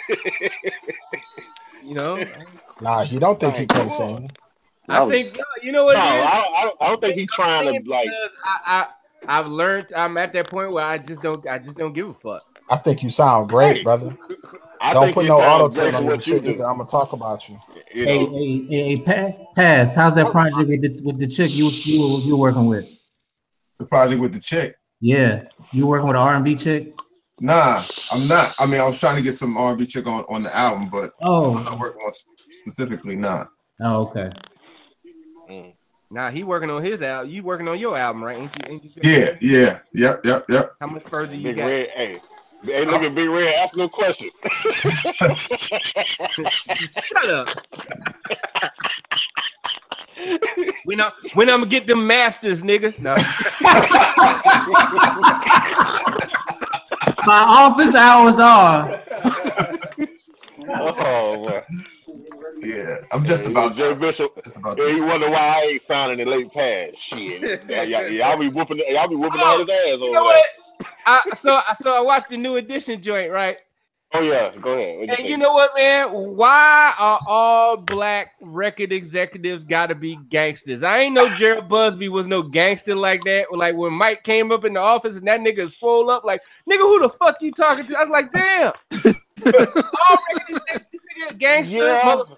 Jay Prince gangster, motherfucking Clarence Avant was a gangster. Dick Griffey was a gangster. Gene Griffin was the original Suge Knight. Gene Griffin was a gangster. Hold on, yeah. Let me tell you. No, Gene Griffin was. Clarence Avant was such a gangster. Bill Clinton had to call him. That's how much of a gangster he was. It seemed like every black record executive was a gangster. They had to be, man. Back then, like, you know, they trying to, back then, I mean, we think the industry cutthroat now. It was really cutthroat back then. And it was more stake Well, I back mean, then. like, weren't they gangsters already and just got into the music game? Yeah, they probably were. Yeah. That's how Death Row got started. Oh yeah, yeah. Yeah, that movie was pretty good. The only part I really didn't like some of the I wish they would have used the original vocals instead of having the actors like sing the song, because some of them versions, that version of Poison that they did was god. Yeah, I ain't like that. Yeah, it was. I ain't like that. I didn't like Jay that Bishop, they should have used like some filters to make it look old. Like, it was the fact that, you know, in my mind, I watched the video so many times, but I saw that high def version. It's like, you know. Yeah. Hey, Jay Bishop, Dart is gonna beat the shit out of you. Am I worried? Dart Adams is gonna beat the shit out of you. Why is he gonna beat the shit out of me? He already done blocked me on Twitter. Did he? Yeah, Dart has blocked me a while ago. How much hate are you putting out on the fucking internet? God damn. He was talking about some shit. Matter of fact, he was in a conversation with Kill, and he was saying some shit, and Kill was calling him out, and I cheered Kill on. I was like, yeah, tell that nigga. And then all of a sudden, that nigga blocked me.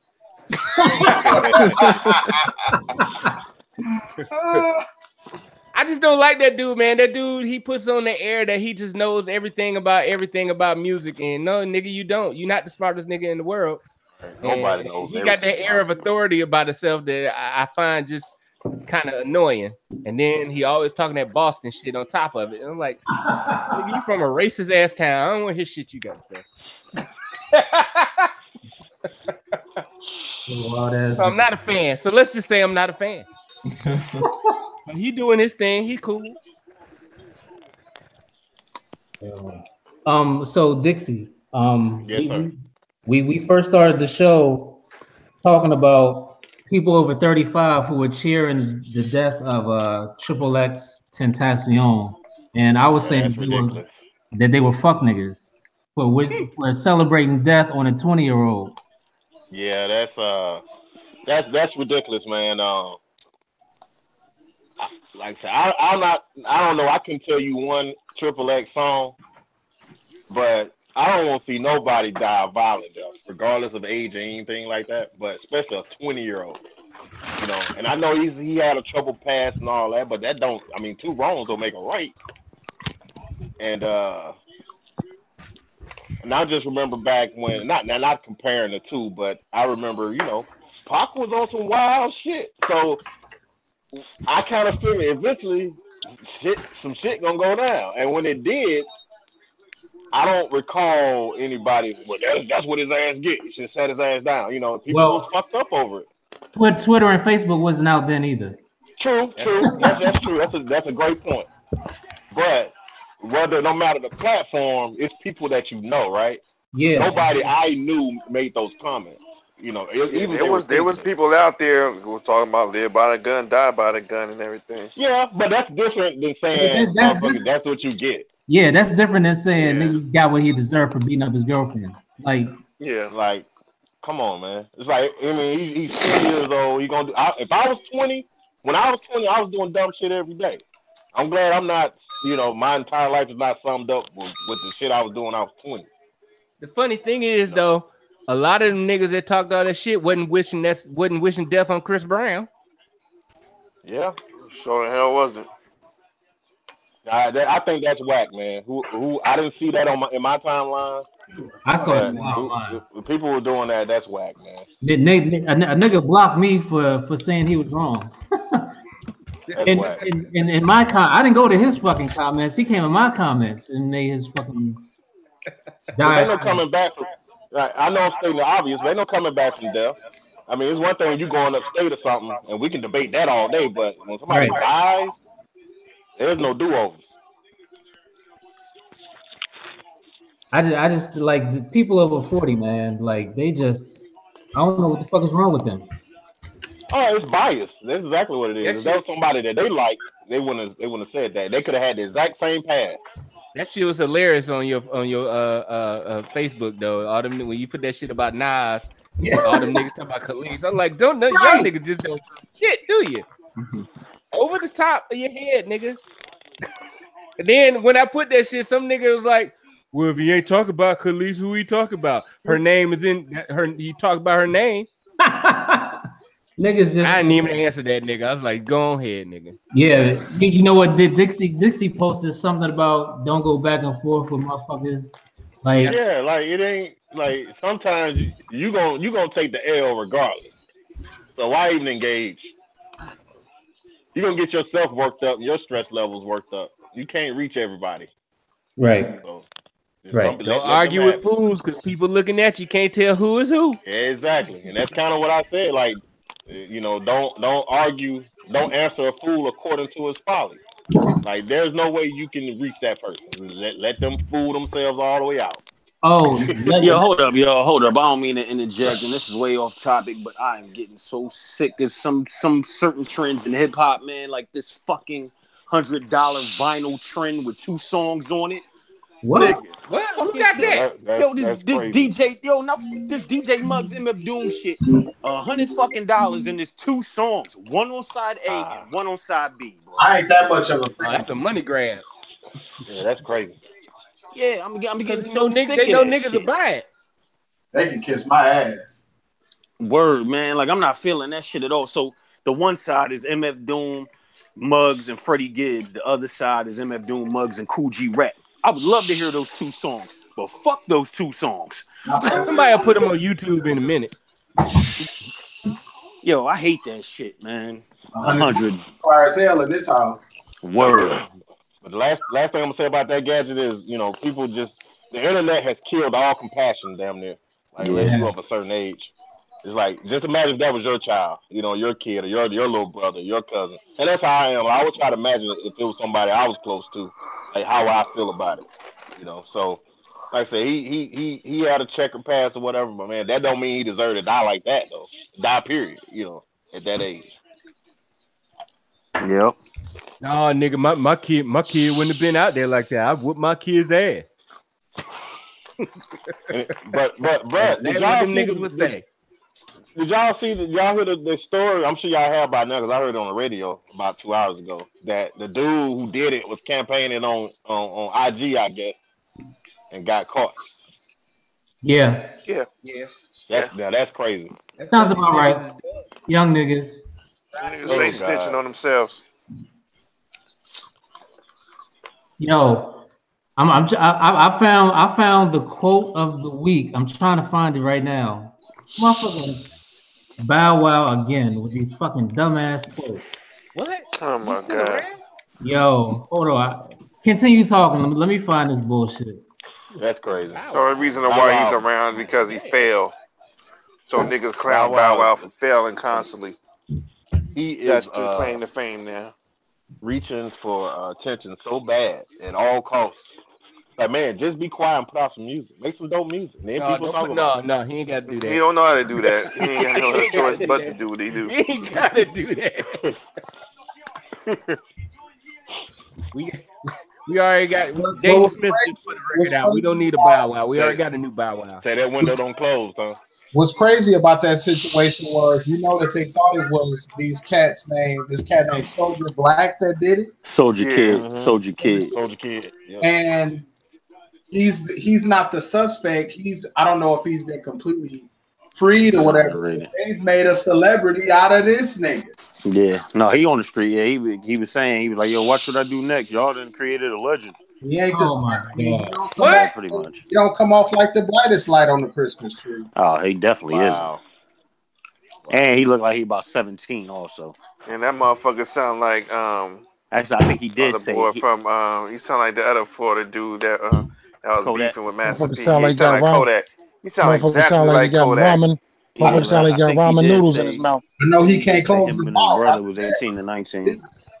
All right, so Bow Wow on Instagram, his girlfriend tweets, a nigga will share with they bros and complain about sharing with their girl. I don't get it. Then Bow Wow writes, you ain't never seen this side of me. And when them fans get behind me, man, oh man, it can get ugly. Delusion of Yo, nigga, what fans are you talking about? This nigga told he got the fucking beehive of motherfucking Rihanna Navy behind him. You talking about the little girls that was on 106 in Park? What fans? That's growing up now. They grown and Kendrick fans now. I'm saying. What's the last record this nigga put out? Was it with Cash Money? Oh no, that never came out. Sorry. When he was on Death Row? The last hit record he had was with Sierra. That was like 2007, wasn't it? What, fresh as I'm is, nigga? Fresh as I'm is. I think that's it. That's gotta be it. It was after that. They lose the shit with Sierra. Nigga, his last album. They remade the New Edition joint. Oh, Like You. Man. That's Like You. Yeah. No, this nigga last album was 2009, New Jack City 2. That was the name of his album, New Jack City 2 in 2009. Wow. Under what label? Priceless Right Horns. Yeah, I gotta start writing shit down. It was on Columbia. God damn. Huh? It was on Columbia. This nigga said, when them fans get behind me, it's over. That nigga delusional as fuck. Yo, I was crying when I saw. That's when that bitch wear me come up. Oh my god, nigga. Oh, shout out to Freddie Gibbs for that Teddy Pendergrass cover. Yes. Hey man. That shit is fire. That album cover is fire. Do you fuck with that album though? That's the question. I haven't listened to it yet. It's trap. Bow Wow. Well, I ain't gonna say trappy. It's trap. 100%. Knock him out the box. I'll still give it a listen. Hey, I was listening to some old Escape. Hold on, RTL. You saying it ain't Pinata though, right? Oh hell no. Well, I don't know if I like Pinata. So that's the Freddie Gibbs. Yeah, no, it's not. No, you're not getting. You're about to get 100% full trap Gibbs here. Yeah, this ain't got shit to do with Pinata. Nah, well then you know what? If you want to hear, if you don't want to hear a trap version of Freddie Gibbs, listen to his last album, You Only Live Twice. I put that up there with Pinata. Okay. Yeah, I put that right up there with Pinata. He got one with DJ Fresh. That's kind of DJ Fresh version of trying to do some Pinata shit too. Oh, okay. Y'all fuck with that Locksmith joint? Locksmith and Apollo? I haven't finished. I haven't heard it yet. Yeah, I fuck with it. Yo, nobody had Nipsey as one of the best albums? I didn't. I haven't heard it. I like Nipsey like that. I like Nipsey a lot, but I don't. There's a lot of other shit probably equally as dope. Hold up, wait. Bow Wow and Omarion had a joint album on some R. Kelly Best of Both Worlds shit. Yeah. God damn. Yeah, that's what like that Best of Both. Still wiki in this nigga's discography. Yes. Hilarious. I think that's where like the Scream tour and all that shit came from. You know what I'm saying? Oh like, yeah, that's right. Yeah. He was still winning during those days. Oh, nigga, for Goddamn. real. Them motherfucking The concerts best was of two selling. fails, volume 2. Because I got little cousins, and that's all they were talking about. Bow Wow tomorrow. Bow Wow, you B2K. Nigga, what's up with Marquez Houston here though? Let's talk about that. Fucking Batman. Oh, Lego goddamn head ass nigga. You got that Superfly hair. That nigga mad. Nah, that nigga mad said he looked like his head looked like the massage rocks and shit. Yo, what y'all think of the Bumpy Knuckles? Whatchamacallit album? I fuck with Pop Duke. I fuck with Pop Duke. I fuck with that shit, man. Yeah. I was feeling the Biz Markie, John. That was the drink with Notch, right? Yeah. Yeah, I like the Biz Markie joint. Yeah, that shit was dope. So did y'all talk about the Carters? Yeah, barely. I said I probably mentioned it. I like it, but it ain't great. I don't know. I'm getting tired. I mean, like we always complain about like trap shit, but a lot of times, man, seems like that's what they be trying to do to make like it seems like they just trying to stay relevant. Yeah. Yep. And like, I ain't mad.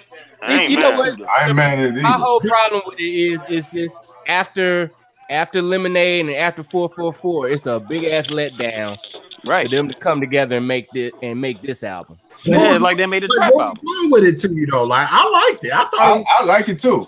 But it was cold as hell. But here's the thing. They don't need to do trap music. They don't. Like Beyonce could come out with a Celine Dion remix. I mean, she did a country song on that album on Lemonade, so she can do what the fuck she wants. Right. Yeah, but at this point, it don't matter what she do.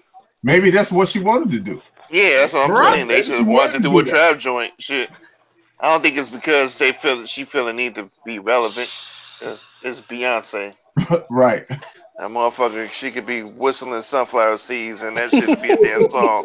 I just didn't need to hear Jay on Amigos track. Every time RTO say it's Beyonce, I just hear hints of Beehive in the undertone. Oh wow! Oh wow! Wow. I don't fuck with Beyonce like that. I'm just saying it's weird. It's just Beyonce. Like, wow. Yeah, that's just my thing. Meaning that she can do whatever the fuck she want to do because it's Beyonce. I know, but that's like Beehive talk. You know what I'm saying? I don't think so. I don't listen to Beyonce like that. Yeah, no, I fuck that shit.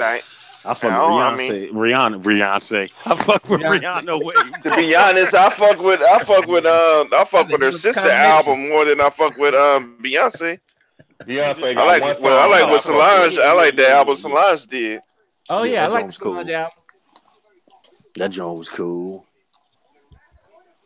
Yeah, I don't know, man. I don't hate it. It's good. It's just like I said, it was a bit of a letdown from the last albums, but it's not terrible. This nigga trying to put me in the damn beehive and shit. No, nope.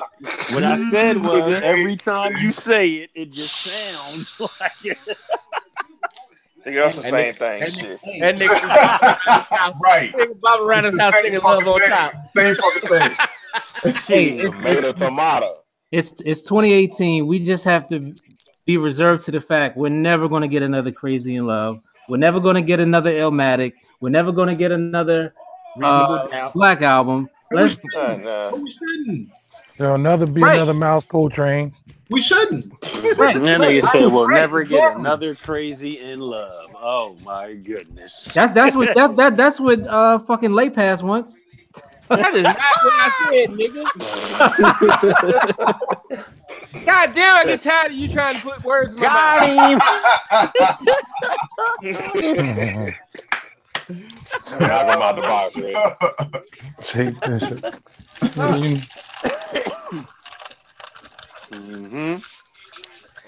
We ain't gonna get another 3 times a lady either. What? Hey, Gadget. Yo. You do know that he got somewhat kicked out of the Commodores, right? He got kicked out of the Commodores? Yeah, they didn't want him around anymore because they got mad because he was making money on the side writing for other people. Oh well. He didn't leave by choice.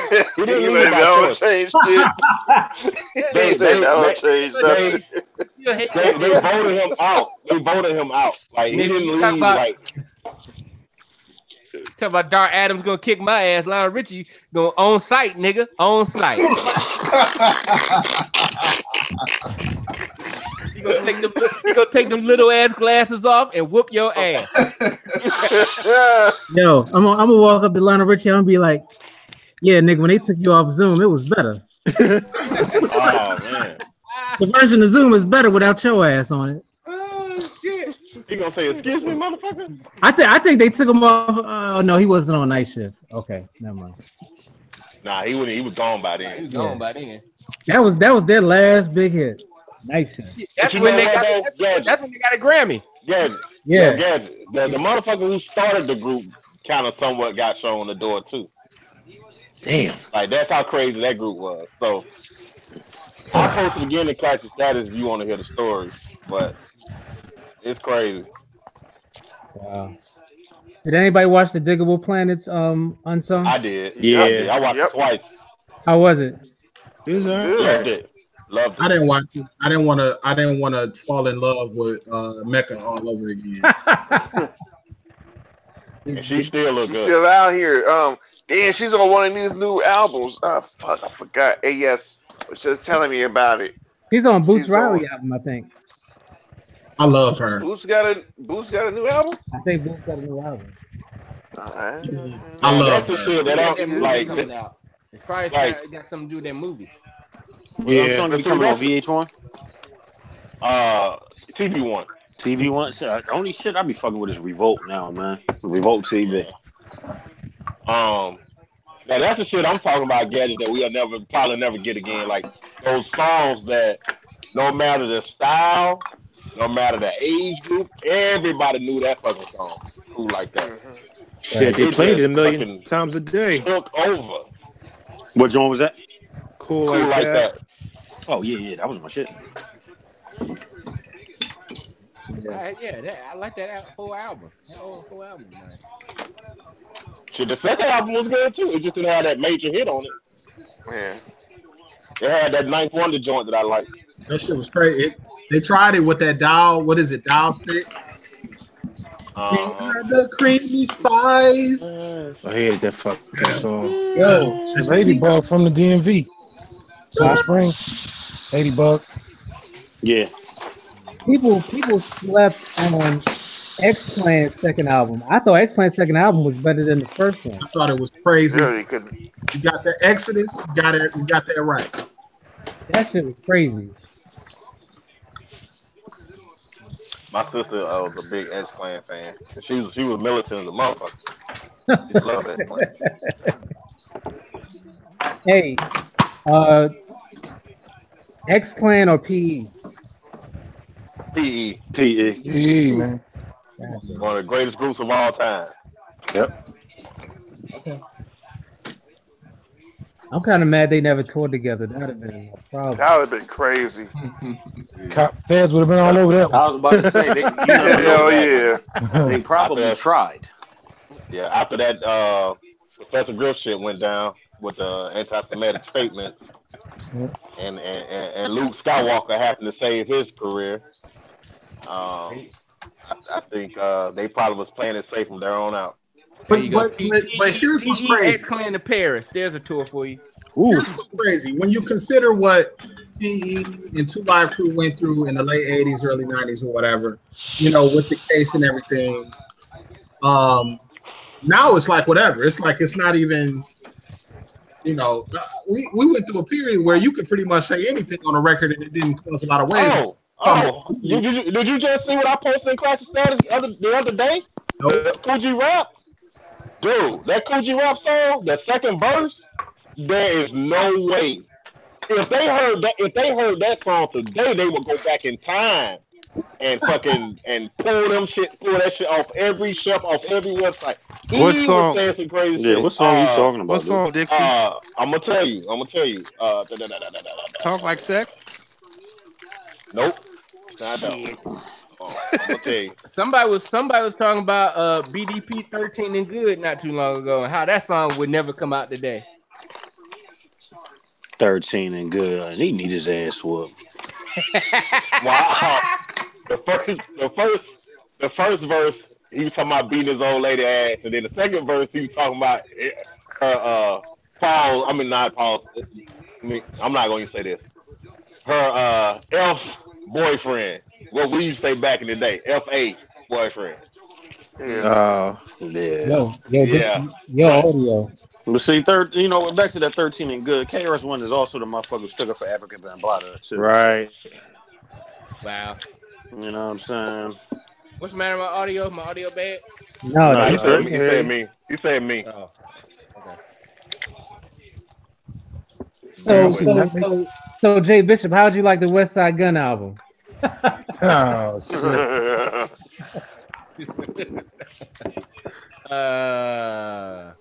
Lab tells it all. You seen my called post? Truly Yours, I think. Truly Yours. You seen my post? Oh, shit, I'm tired of this shit.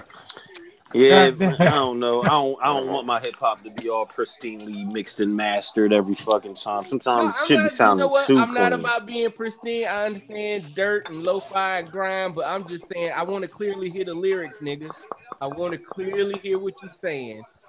Hold on. With you rapping over somebody else singing at the same goddamn time, I can't understand. Now you sound like a old nigga for real. Is that you clapping while you talking, nigga? I can't understand you. That was you clapping. I can't understand you, nigga.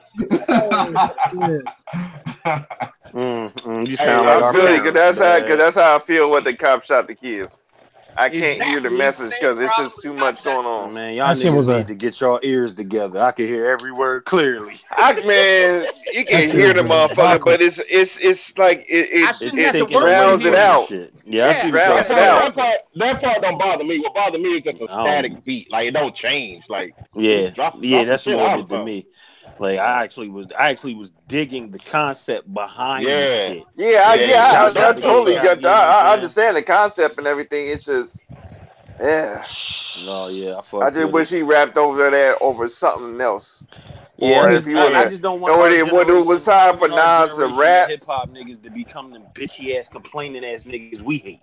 You know what I'm saying? Like that for real. So I just think that you need to fucking he just go and just filter the shit when it's time for him to rap. You know what it is? It's the problem. And then when the verse come on, then you can cop shot the kids. It had been no problem. It's the problem that I can't not listen to it without producer ears. I got producer ears. I can't help it. Yeah, the average nigga that shit don't bother the average nigga, but to me that shit bothers me on a frequency level. That didn't bother me. Let me tell you what else bothers me about this Nas project. And Gadget, you asked the question. You said, "Well, we want to hear Busy B in 2018." Shit, at the tempo, fucking Kanye had Nas rapping on this one song. He was damn near Busy B and Lil Flip. Like goddamn, like speed that shit up. Like that's why I said. More times than not, when it's Nas and Primo, when it's Nas and Pete, when it's Nas and Large Professor, they deliver because one thing about being a great producer, you got to know what that artist is comfortable at, tempo wise, key wise, all that shit. So here's what I think. Rapping so slow, I'm like, God damn. Here's what I think it is, man. I think Kanye probably had. Let's make up a number. Let's say Kanye had 70 beats, right? All done and complete. He said, Pusha T, you pick 7. Nas, you pick 7. Sci-Hot, you pick 7. Tiana, you pick 7. So I don't think he's handcrafting these beats. I think this is shit he already got. And he, you know what I'm saying, he dumping them shits out onto motherfuckers and shit. So Nas might have possibly listened to however many and was like, you know what? These the best 7 that I can fuck with. You know what I'm saying? I don't even think that. I think because Pusha T said, well, this album, he already had this shit done. Kanye listened to it like, nah, I got some beats better than that. Here, I'm gonna switch it up. That's how the Pusha T shit came along. I think that's how all this shit came along, except the Cudi, because the Cudi shit sound like it worked for Cudi. Like if you listen to this shit, then you listen to the Nas joint, it doesn't even sound like he's rapping to the beat. It sounds like he's rapping something else. Yeah, it sounds like he some of them do, and then some of them it sounds like it actually fit. Because there was a couple I thought was actually. The Tiana still ain't came out yet, right? I'm on title right now. I don't think so. I think it's the last. I think her project's the last one supposed to drop. Hey, let me ask you a question. But it's supposed to have dropped. It's supposed to have dropped already. But let me say this real quick. I didn't know a lot. I didn't know niggas was even checking for Tiana Taylor. Y'all niggas is blowing my mind with every time I mention Tiana. Last album, you want to see what the fuck is going on with this music? My whole thing, I'm just like, did she get the better beats? That's where my whole thing is at. I'm like, she got the better beats than everyone else. That's fucked up. I ain't never heard a Tiana Taylor song a day in my life. Word. Same here. What's up? It's a certain demographic of dudes that's checking for him. So yeah, you're right. You know what I'm saying? I'm gonna say this. Shout out to the album. He got an album that came out 2 years ago that went extra wood. Pause. Who? Tiana Taylor. Ain't nobody really checking for her other than the fact that her album was announced at the same time all these other projects was announced. And that's great because I didn't even hear about her shit until I seen one of y'all posting up about it. And I was like, Tiana Taylor. What you saying about us? What you saying? We lame? Is that what you saying? Yeah, man. You know what I mean? Y'all lame and shit. No. hey, let me ask y'all a question though. The Cool G Rap song I was talking about is called Truly Yours. Okay. Truly Yours. All right. He was saying some shit up in there that I know would fly today. Ain't no way. If it's got something to do with any type of homosexuality or calling people, you're gonna agree. Like, I know what. Now. Wearing a bandana, switching like Diana Ross. All right. Yeah, he went all the way. Hell no, that shit. Nah, of course not. It wouldn't get played on the radio, but shit, we'd hear it. Right. I mean, yeah, but yeah. I'm saying his record label today would not even let that song go get released. That's what I'm saying. It wouldn't see the light of day. No. Yeah, no, I Society is too sensitive for that now. Yeah. But he's running his ass off though. Hell yeah. I was laughing. I was like, God damn. But talk like Six, that was my shit. So you mean to tell me you didn't see that video of Tiana Taylor mental? Oh no, I be peeping the Tiana Taylor videos, like her dancing, her body and all. You didn't. So that music wasn't slapping. No, you didn't hear the music. Nigga, I was focused on her herself. I didn't. I'm just playing, dude. I know because I don't remember a damn thing about that song. I was gonna say, to be honest with you, I don't remember anything about that. That was a Kanye song, wasn't it? I don't know. Yeah, I believe so. I think Kanye did do that shit, if I'm not mistaken. That was a Kanye song. That wasn't her song. I ain't never heard that. I feel this fade when she was dancing. Yeah. That shit trash. I'm sorry. The only thing I know about her is she married to Shumpert. Yep. Yeah. You know what song Kanye should have put on his album, that joint with T.I.? Yeah, I thought that should have been on here. He should have put Poopity Scoop on that. Thank you. Hey, I think some of the beats on Daytona, West Side Gun would have killed him. Oh, he definitely would have. Hey, that hard piano beat with Rick Ross, that shit go. All day, every day. Yep. Every day, that shit go. That piano is menacing on that joint. That's why I like that Elizabeth joint. Oh shit, that was the same beat. Premier used on what's that Gangster album? Moment of Truth. Yeah, no, not Moment of Truth. Wasn't Hard to Earn. Mass Appeal. Let's just name them. Was it Mass Appeal? Was the second Gangster album after Step in the Arena? Yeah, it was on Step in the Arena.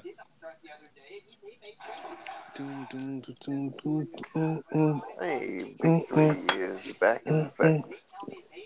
Let's go. Got a little bit of basketball coming back. What basketball? What basketball? Big 3. I said the Big 3, man.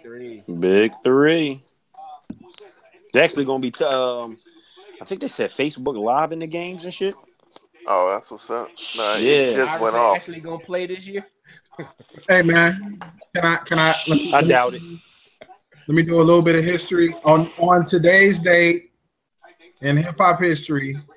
Big Daddy Kane's "Long Live the Kane" came out. Yep. 30 years. As well as Grand Puba's 2000, Mac 10's first album.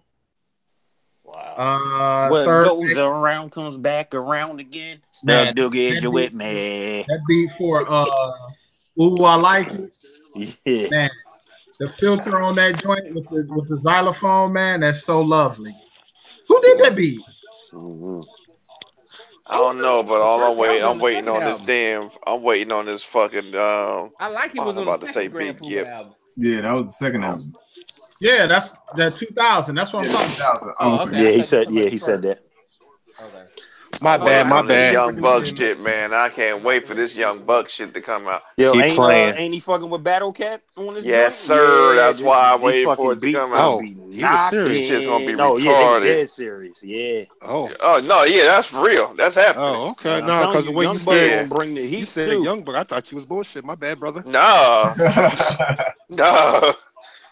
Nah, we ain't heard Battle Cat in a minute too, and the shit Battle Cat be putting on his IG has been ridiculous. Crazy when he go live sometimes. Yes, that nigga be in his fucking Stevie Wonder like zone out and shit. Crazy. And his head get the bobbing back and forth and shit. He get a Stevie Wonder on. That nigga be zoned on IG. I'm gonna start recording when he go live or something for real. Yo, nigga, if y'all ever notice, it looked like he's about to start drooling on himself when he gets into the zone. His mouth wide open. And the nigga head just be going, oh, this shit is hilarious. Man. He be zoning. Hey Wallace, I Like It was produced by Mark Spark. Oh. Mark the Spark did that? Clark? Look, he wish. His brother, man. That was his brother. RTO, you fuck with Fred Wreck? Nah. One of them Sparks. I do. I like Fred Wreck. I like the joint he did. I like the joint he did with the second West Side Connection album. I forgot the name of the song. West Side Connect Gang.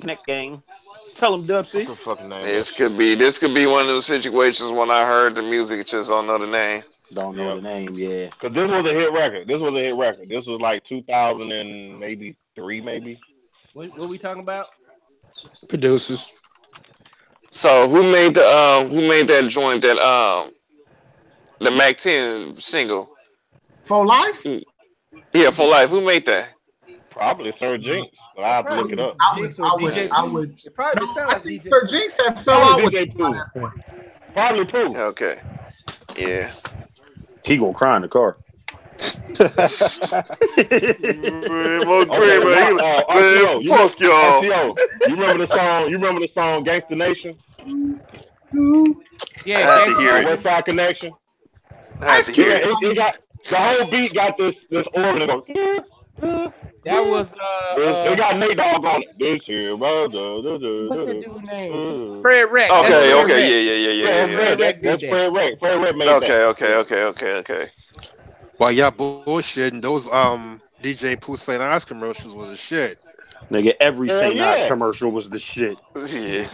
Say, look, at one point, St. Ives had like the best album out, and it was all commercial shit. Why y'all really Big was rhyming over the New York beat before it was a New York song. Why y'all really bullshitting the motherfucking intro to Grand Theft Auto was fire. True. That's DJ Pooh like a motherfucker, man. That shit you right. go. You right. Yeah, talking about San Andreas and 5. Yeah. That Ice Cube, A Bird in the Hand beat was a St. Ives commercial. First. Yeah. That old BB King sample. That might be my quietest. That's my favorite song on that album. Period. Me and my cousin Quentin, dog. That was our absolute shit right there. That shit was crazy. When this shit switch up, man, come on, man. Like, whoa, and they use that old break. If you notice, it was that old break. I forget what the name of the break is. It's just a break, and they got that sample. You remember when that sample popped up in Boys in the Hood? When they rode up on Trey and was like, yes, what's up? I was like, what is that? Yeah, I remember that shit. Yeah, that shit was crazy. And then what's the joint when they were showing Watts? I remember I was really trying to find out what that song. That boom, boom. That's Ghetto Bird. Ghetto Bird. When I first heard that shit, was watching that movie, man, I was in a search for a motherfucker trying to find it. Yeah, that was QD3 did that. Yeah, nigga, that motherfucker, man. QD3, man, and QD3 to me, my favorite QD3 beat is MC8, Straight Up Menace. The shit he was doing, them fucking strings, man. See, I had one, but then when you said that, I had to put that. That's my number one too. Straight Up Menace is retarded. You know how we do it might be mine. My QD3 was remixed to Written on Your Kitten. Written on Your Kitten. Yeah, I remember that too. That was dope. That remix was dope. That they had the video for. Oh yeah. What's your thoughts about Naughty by Nature, man? What as far as I liked them. You know, where Stacks at, man? That's where Stacks at. Man, I love Naughty by Nature. I think Trash was underrated at that time. That man said this shit was soft as hell. I was like, bro, you tripping. He said that shit was soft. KG beats was soft? Yeah, he said KG beats was soft as hell. Yeah, he said it was corny. His exact word was it was corny. He said it was corny. He said it was corny. Still, no. 1993 is probably my favorite Naughty album. Don't talk about Naughty by Nature from the late past. Don't talk about nothing in front of late past. I'm about to leave this motherfucker. I'm tired of being slandered. I don't hate. What do I got against Naughty by Nature? J Bishop, aka Walter Matthau.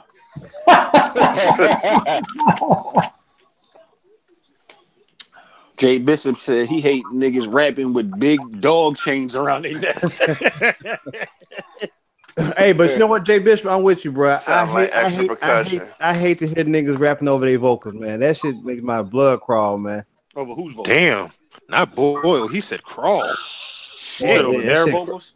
Any over their vocals, like when I go to a lot of shows locally here. Oh, I hate that. Oh, that's backtracking. I hate that, man. Yeah. Man, fuck all that. That shit is very MC like. That's some nigga. I got bad asthma. No. I will have an asthma attack on stage before I fucking rhyme over a full track. Oh man, I'm talking about. Matter of fact, I was watching a Dipset some shit on IG today with Dipset, and I was listening. I was like, is Cam rapping over his own vocals? Yeah. Yeah, he is. Like, yeah. Yeah, I be hating. Now, you know what? And a lot of these little young niggas nowadays, man, I be seeing clips of concerts and shit. And half the time, man, the niggas don't even be rapping. They just be the full song fucking playing, and these niggas be walking back and forth on stage. You know what? And that's not this is not even on no rap shit, man. I was watching an old video of a live performance of the Jacksons performance, which show you the way to go. Mm-hmm. And so the whole time. They were live.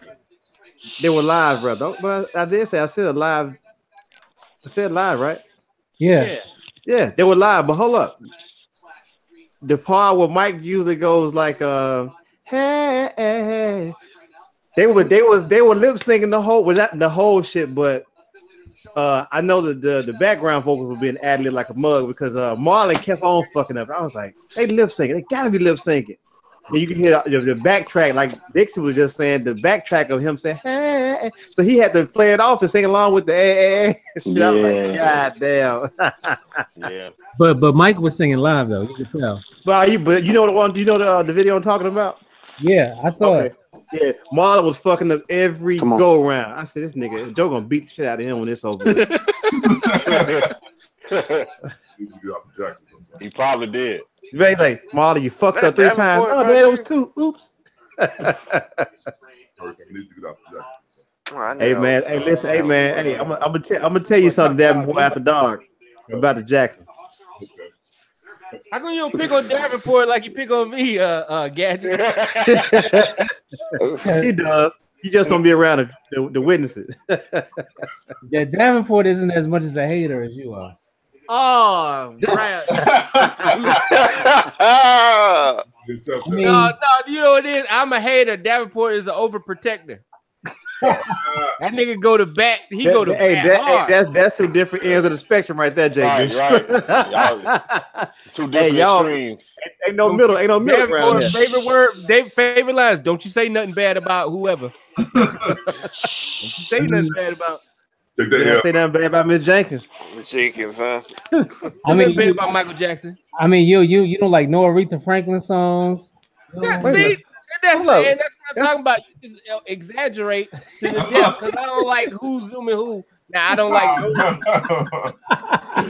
That's just crazy. You did rip Frankie Beverly though. That's true. I'll stand by the Frankie Beverly. No, no Rada Michael Walden either. Now Aretha got a whole discography of songs that ain't got shit to do with the Rada Michael Walden. Hold on. It ain't a dude I know that didn't like the one joint he had with what's the fucking name? Don't bring up that Chinese shit. You already said no, not Chinese. No, not Chinese. What's the fucking name? Fuck. Cause you know the 3 6 Mafia remade it. Oh, Lisa Fisher. Oh, you gonna bring up the Lisa Fisher? Yeah, I give him that. I give him the Lisa Fisher joint. I'm gonna say this 2 times a day, nigga. Hey, but Jay Bishop, I'm gonna say this though. I don't give a fuck what he says or what she says. They heard that En Vogue first album, heard that song on there, and they bit the hell out of that shit on with that joint. Yeah, industry standard, brother. That shit killed. Hey, do you like Foster and McElroy? Yeah, I like them. I thought he was gonna say that knockout jam. I like that first 2020 album. Yeah, I like them boys. I like their album. They had a dope album. What? Hey man, Jay Bishop is not it's called late pass, not hate pass, man. Jay Bishop got a heart, man. That's what I'm saying. Thank you, Hurts. Somebody stick up for me. Every week I come on this motherfucking Gadget, but you know what it is, Jay Bishop? You know what it is, Jay Bishop? You don't bruise Jay Bishop's ego, man. It's the energy, man, you put out because you just put that post up earlier, so niggas be coming after you with that because of your post. You know what? I put that post up just to needle that Gadget because the Gadget knows that I don't like that shit, so I'm trying to beat him to the punch. Because as soon as Gadget would have heard that song, he was like, "Oh, Jay Bishop ain't gonna like this West Side Gun." So you didn't like the Beast record then either, huh? Wow. You keep saying that shit. Hey, it got the vocals all through the song. At least I had them in the background though. But hold on, but so does Mav and Beast in Missile on Anita joint. And I said it before, it can be done right. Yeah. And in this case, on the West Side Gun, it wasn't. Yeah. This nigga's literally rapping this loud like as fuck. Yeah. Oh, loud. Like I'm loud now. You know what? Damn right, they shot me in my movies. Like they don't. Whoever did that, they don't understand like the power of volume. Like if you want to make some shit sound like it's behind everything else, just turn the shit down. Well, I mean, the Darius dude did produce that, right? Yeah, but who engineered it? The track listing is on the back of this new project. I haven't heard it, but I saw like the back cover of everything. It has Derringer by a lot of those joints. So Derringer, Pete, Knife, what's Sadu? What's that? Whatever the fuck his name is, Sadu Gold. Some there's the other song on there that I posted where they did the Ghostface got a joint on there too. They did the Ghostface thing where they just played the whole ass record in the background with the lady singing and he just rapping over the whole ass record. I'm like, really, nigga? You really trying to beat Supreme? Hey, what song Ghostface do that on? Hey man, anybody watching BET? Nah, it's on BET. Right on. What's on it? Right Nigga, on. BET Experience joint. Who's this chick with the fro? Who? It's a BET Experience, I guess. Oh, you talking about the chick? She was on Questlove Supreme not too long ago. I know who you talking about. I forgot her name though. We don't watch Black Embarrassment TV, man. Oh, hey. Wow. I know we said Joe Budden had the best podcast, but what about Questlove's podcast? Depends on who the guest is. Yeah, that's a great Wait, hold on. Did Blue say that? Woo. Huh? Did Blue say that? Oh, you talking about Questlove Supreme. Amara La Negro. Is that her name? Yeah. Yeah. Wow. Oh, referring to Questlove Supreme, it's usually good. He's had some suspect guests. What I can say the last 3-4 weeks. The only person I like of the last month that he's had on there was Otis from Temptation. Okay. Whenever I think about Otis, I think about T3. Right on. I'm trying to connect the dots. Okay, he's the last survivor. He's the last surviving member of of his group. Probably the least talented of the group. Yeah. But they talked about that. They talked about that because Questlove asked him, "How do you feel when people walk into the street and say, "Ain't nobody come to see you, Otis?" He's like, "Shit, I'm the only one you can see now." and I like T3 though. I can't say he. But I mean, he wasn't by 10, and he wasn't JD either. So yeah, he said he's never watched the biopic because he don't want to be sad. I mean, shit, he lived it. Why the hell you got to watch it? Hey. You might want to watch and see if it's done right. Did you right? Yeah. I know y'all were just talking about Slum. What you think of the new incarnation of Slum Village Hurts? I don't. Yeah. Damn. I mean, don't get me wrong. The last project they put out, the Yes album, I think, and the prequel album. I'm now it's just T3 and RJ, right? I was playing that RJ. Right, because Ella J's, he kind of broke away. But I mean, I dig him. It's not like Volume 1, Volume 2, even Trinity Slum. But I'll still deal with because I like T3. I'm a fan of Young RJ's production. I like it. I like that. Hey, which one came out first? T3, and it was just T3 and Elzai. I think that was just Slum Village. Just self-titles, and that was a dope album. It was dope. It was actually dope. They'll be here the day we come back from San Fran. That's when that's the Tainted and all that came out, right? No, that's Trinity right there. Nova Scotia, mental. Yeah. That's Trinity right there. Forgot all about it. Still alive. Hey, did Detroit Deli come out after Trinity? Yeah, that's right after Trinity. Right. Okay, that's Detroit the last Deli. one I listened to with Detroit Deli. But I'm sorry. Go ahead. Detroit Deli got the reunion joint on it, right? I think I'm gonna go to that show the day we get back. That's the last one I seen. I might go to that. Because T3 had a mixtape. T3 had a mixtape, man, called the Oleo. Yeah, that shit was nice. Yeah, I fuck with that. Hey, Hurst, was that you who was telling me about that Botin album? He had like a little solo project. Operation I think Unknown. he got a couple of them. When someone told me about it, I heard. That shit is nice too. Dope. Yeah. How did he die again? Who? Over. I think he OD'd. Okay. I don't want to see that term, but I think to put it mildly, he OD'd. Who that? Botin? Botin. Yeah. Botin was probably everybody liked Dilla, but Botin was probably that in the group that, man, like I often wonder, like, damn, I wonder what dude to be doing now, man. If he was still around and record music. Because he brought a lot of personality to the group. Yeah. He was like the ODB of the group because ODB brought the personality. He was a showman. Yeah, exactly. You know what I mean? Yep. The skits and shit, all the voices and stuff. Yeah, all the singing and all that. Yeah. A lot of people don't know how dope that dude was. Just like other people don't know how talented Flavor Flav is. Flavor Flav play bass and piano. Man, You know what? A lot of people, it was just like how I was speaking about Master Killer earlier. I think a lot of people didn't like Botin because they didn't understand him. Like what he was about, where he was coming from, the energy. Like they just didn't get it. Hey, this nigga rapped the whole song in Hebrew. I'll never understand. Hey, I'll never understand how nigga can rap in Hebrew and don't miss a beat. Right. I can barely do it in English. Hey, not to change the subject, but Gadget. Yo. If you ever want to get a good laugh, listen to that Ray Parker Jr. interview on Questlove Supreme. Oh yeah. You was telling me about it. Oh God, that dude was wild, man.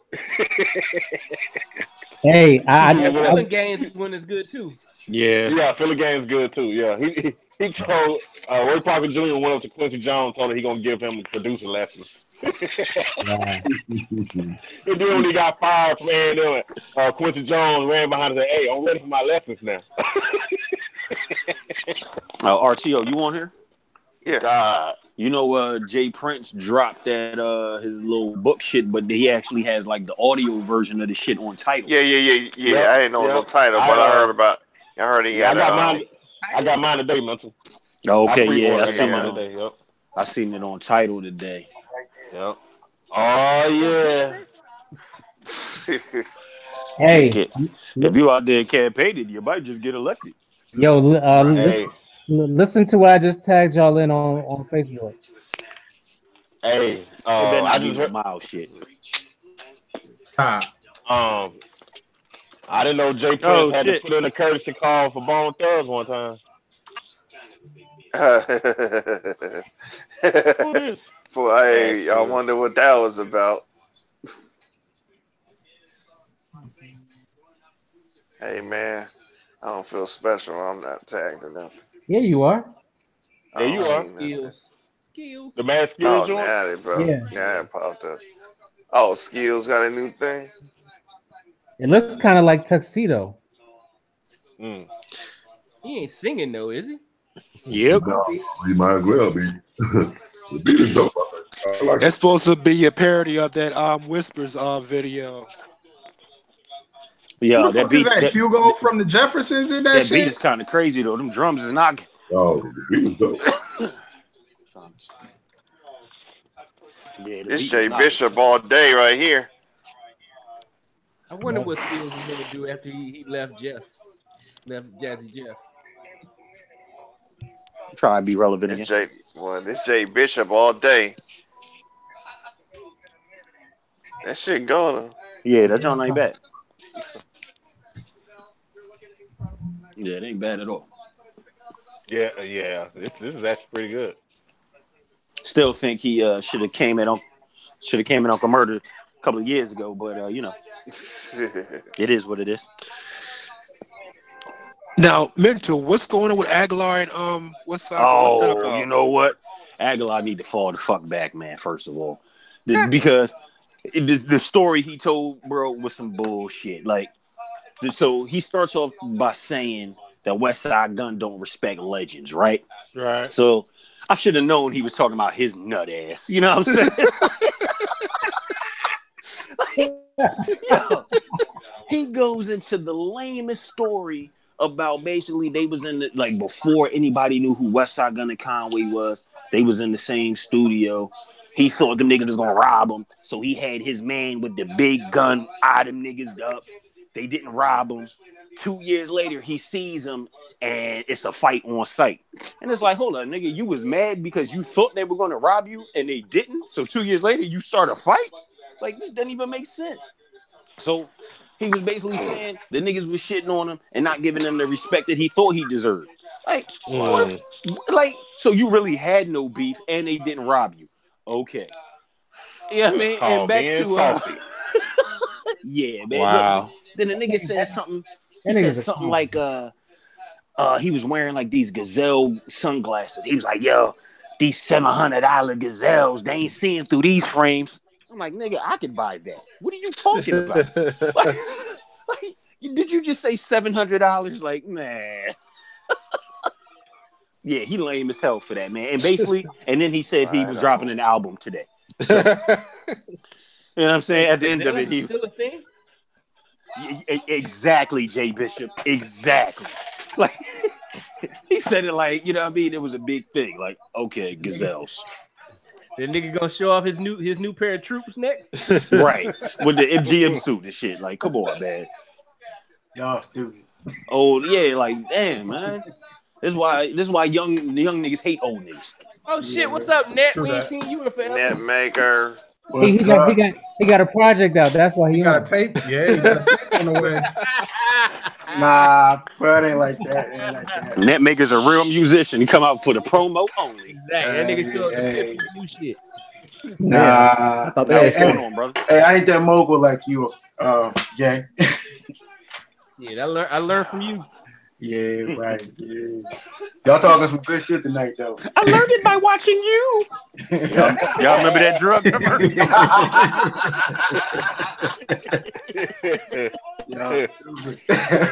Y'all try to smoke and drink like that. I learned it from you. Yeah, I remember that shit. Hey, you showing your age now. Yeah, hell yeah, I am. Look, I think I was rocking British Knights when that damn commercial was on. Hell yeah. Yeah, you definitely rocking British Knights back then. Yep. Hell yeah. BKs was the shit though. I had a pair of BKs was Deodoras. the shit. Oh, I'm about to get a new pair of Deodoras, bro. Yo, they got some fly joints out. Yes, they tried to bring They BKs back for like it was like what was For a that minute. 2006 or something like that. You know what? Yeah, I would have tried to- wore like the shoe boot joint because they had like the original shoe boots that basically the polo boots turned into. Like You talking that about you talking about British Walkers? Well, ours was British Knights. Nah, but you know the ones that we talking about, the polo boots, those are British Walkers. Oh yeah. Okay, I got you. Yes. Shit, out here, man. Just yesterday, I went by a Lacoste Sportif shop. Oh Like, shit! oh, Man. look at rocking this. No, Lacoste made a comeback. Yeah, Lacoste made a comeback. Yeah, people rocking that shit like it's polo. I mean, for a minute, it was polo. True. Yeah, I was at the Lacoste store at what's the outlet down past Springfield? Potomac Mills. Yeah. Potomac Mills. And like all they had was the fucking Izod, the Lacoste golf shirts, with the funny material, the mesh shit. You know what, man? I think the Potomac Mills shit is overrated, bro. Shit. It is. Yeah, a lot of the New Balance store, terrible. Timberland, terrible. It sounds like a fucking what's the name? A fucking the polo store. Okay, man. Yeah, outlet. A fucking outlet mall. It basically is. It is. Okay. Yep, it is. It is. It's just like a real mall. They be busting to that mall. I'm like, damn, for what? That's over here. We got the Vacaville outlets, which is right next to Fairfield. Motherfuckers always got to be up in this bitch. Yeah, I mean, it's got some high shit, but it ain't nothing crazy though. Like, I think the Tangier joint that's closer to you, Gadget, is much better than Potomac Mills, man. The one near Baltimore? Yeah, but no, the one at the Harbor joint, in the Harbor shit, right next to the Harbor, by the MGM. Fucking Oxton Hill Road, ain't it? Yep, Oxton Hill. man, Yeah, y'all gonna leave that shit alone, man. Yeah. Stop fucking with my brain cells. My RAM is messed up. Hard drive is cool, but I got some fucked up RAM. Shit. Hey, upgrade, damn it, upgrade. Fucking Yo, what the hell?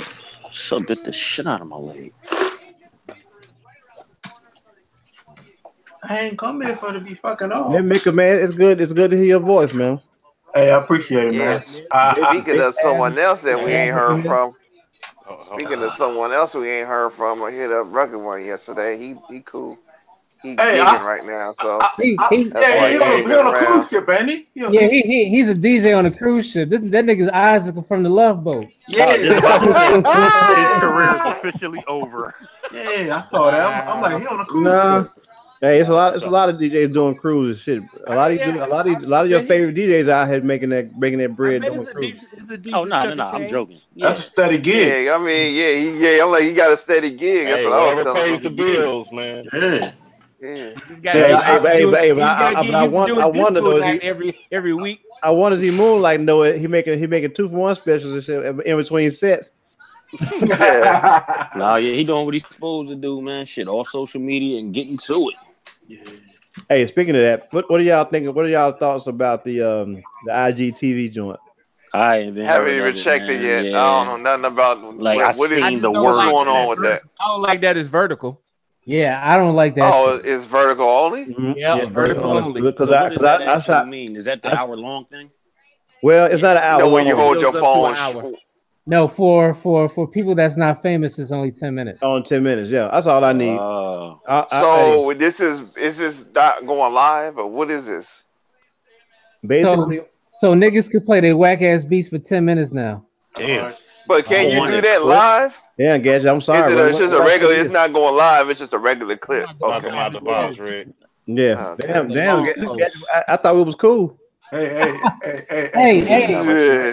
Gadget. Yo. After dark, just remind me. I got something to laugh at you about, but it's after dark. Oh shit! It's something I did. None of your business. It's something you did, man. Hey, we don't have no secrets around here, man. That's after dark, man. No, you've heard this before, but facial expressions, bro. Facial expressions. I'm gonna just say that. Oh yeah. Oh yeah. I know what you're talking about. Facial expressions. Yeah. You gotta be here after dark because I got questions. Yeah, bro. I'm confused, but okay, I'll be after dark. You witnessed. Everybody witnessed it. So I'm just. Yeah. I know exactly. I think you just clicked. I know. I'm so lost, but okay. Oh man, I was dying. I'm not even gonna add a comment because I see that shit early in the morning. I'm like, I'm normally the first commenter. I'm like, nah, I'm not saying nothing. Yeah, man. But I mean, I dig it. I just hate that the way I shot the video is not the way that when I post it's not the way I shot it. But when I went back and looked at it, like, okay, you gotta shoot in vertical holes. So did you see the way I did mine? It was sideways, right? Yeah. Right.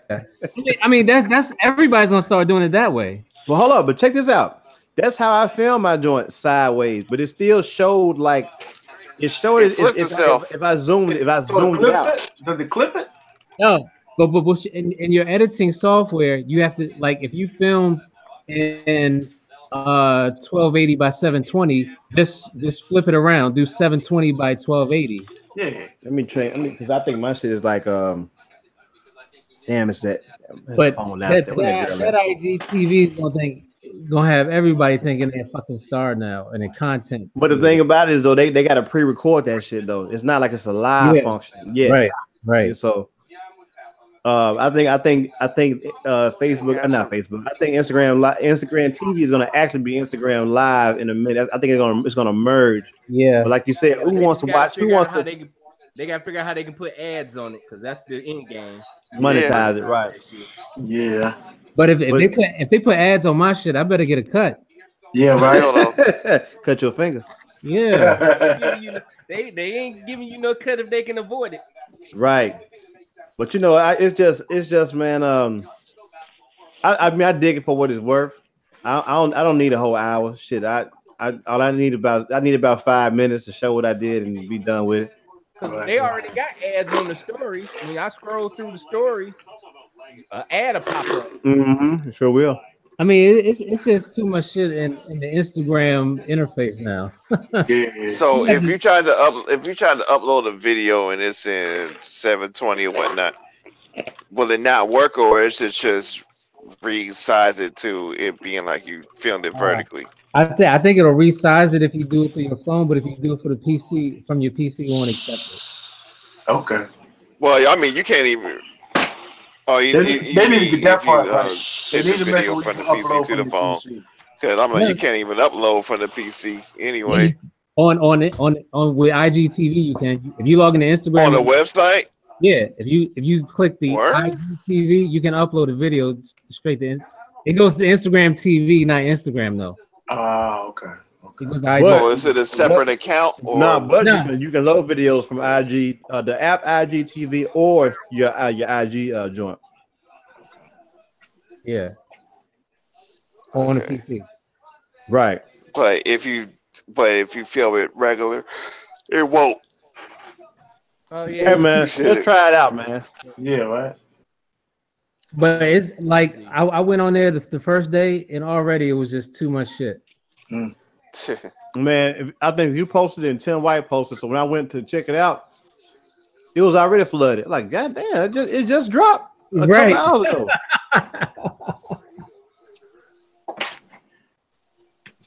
Hey, Gadget, you on iPhone or Android?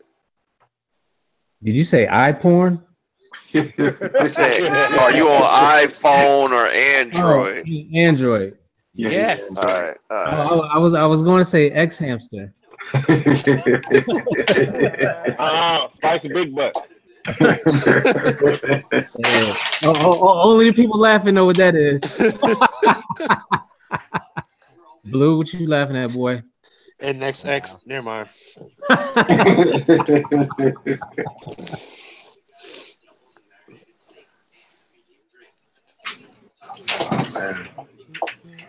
Hey, I'm starting a new website called Porn and Beats. Yeah, exactly. Hey, Dad, play them loops. Them loops. Let me get a loop. Hey, why don't you play some of your the cassette joint that you putting out, man? Give us a sample. Nah, bruh. Nah, bruh. Nah. That makes sound freestyle, niggas. Nah. Hey, for y'all start playing beats hurts, and I had no idea sugar is like crack. You went off of it, huh? Man, I've been mad all day. I've been angry. I did see you post that earlier. hey, bro, sugar withdrawal is no fucking joke. I'm telling you, I've just been angry. I've been snapping all day, man. You know what, man? I found some, and don't laugh. I found sugar-free ice cream with fiber in it, and you can't taste the difference. It's 70 calories. The name of the ice cream is called Enlightened, and I've heard of that. Yeah, but you know that artificial I'm not sugar really still makes you crave sugar. Yeah. Artificial sugar, what I've been reading is that it causes other problems. You know, it does. Beyond, like, you can get. And the main thing with the artificial sugar, like a lot of that shit, man, like aspartame and all the other shit. Sucralose and all of that. Yeah. They've been able to prove that if you're trying to lose weight, that it can actually have the adverse effect on you. Yeah, so I've just been going straight, no sugar. For a while and cut that out. I know I did get some stevia today. That's natural. That's what I was going to tell you. That's exactly what I was going to tell you. You said some what? That's stevia. Stevia. Yeah, that's what we use. Hey man, if you're trying to do no sugar, man, do no sugar, man. Don't be looking for workarounds, man. Hey, it's all in the mind, man. I did it for a whole month, bro. How much weight did you lose? I lost. The first time I ever did it, Gadget, I lost 30 pounds. I went from like 205, like 275 to 175. I mean, damn, that's like crack. Yeah, but you know what I'm saying? It's like it was just that and just curbing curbing what I ate. Hey, hers is baby steps, man. It's baby steps. So you didn't do bread or rice or white rice? No, I did no sugar. I don't eat a lot of rice anyway, unless it's brown rice. And like so I cut out like I'm a sweet tea fanatic. Or shit, back when I was eating Oreos and all that good stuff. When I cut a lot of that stuff out, I started to see like, okay, I gotta stop doing this right here. And like even now, I don't even do breakfast like I used to do. I just eat at like 10:30 or maybe 11. I just eat 2 meals a day now. I've been having a how many beats you make that month? Hey, Hurst, What I've been doing is, go ahead. Do you eat quinoa? That shit is good. Quinoa is good. I had it. My wife First time I seen it, I was at a restaurant in Dallas. My homeboy ordered it, but my wife actually brought some home and cooked it. Man, listen, she gonna have to make that shit more often. that and that and couscous. Yeah, that's good. Hey, are you what I've been doing? Are you not even eating Go ahead. the daily recommended, which was 25 grams? You're not even doing that? I don't know what that is. I'm not doing that either. Nah. I don't even know what that. I don't even know what that is. But I know I keep stuff with me. Like I snack on a lot of almonds and stuff. And let me tell you what I've been doing. So the last 2 days, I've had no bread, no rice, nothing breaded, no crackers, none of that. And I've had like very low. I've been counting carbs basically. I've been trying to stay below like 30 carbs a day. So he ain't talking to nobody in his house. All right. I've been eating like the turkey pepperoni shit. Yeah, that look like pepperoni. I've been eating a lot of those. And I've been eating lettuce wraps. I've been eating a lot of I've been going places and I get lettuce wrap food. Like I tell you what. Go get you some kale, bro. So that's what I was gonna say. So for breakfast, I've been drinking this vegetable, the super green vegetable. It's a powder mix you mix with water. Yeah, that's why I drink that shit every fucking day. Yeah. So I drink that in the morning. That shit look like fucking I don't know. look like powdered kale. I'm drinking that in the morning, and then I have for lunchtime. I have like somebody's lettuce wrapped sub or burger. And then at night, I just really been snacking like on the pepperoni shit. Yeah, like right now, I got like a banana and almond milk like smoothie I made, and this is like my snack because I'm not eating nothing else. Like I try to stop eating at a certain time too because although they say you should eat past a certain time or lay down on food, but like they actually tell you that breakfast eating around the normal breakfast time is actually more damaging to you fat wise than any time of the day. But Gadget, I found some sugarless soda. No such thing. Yeah, it's called Zevia. Oh, they sell that at the Whole Foods. Is it sweet? Because they use stevia. It's stevia in it. It got the stevia in it, yeah, which is unprocessed sugar. But it's still sweet. it's still sugar. Is the stevia? Yeah, but there's no carbs in it though. It has no carbs. That's the difference. So what is stevia made out of? A plant. It's from a plant. It's a plant. It's like a weed. It's an organic plant. Stevia leaf extract. What are the side effects of stevia? Still to be determined. Actually, Gadget, I've been on YouTube the last 2 days at work. That's all I've been listening to is like all this kind of shit.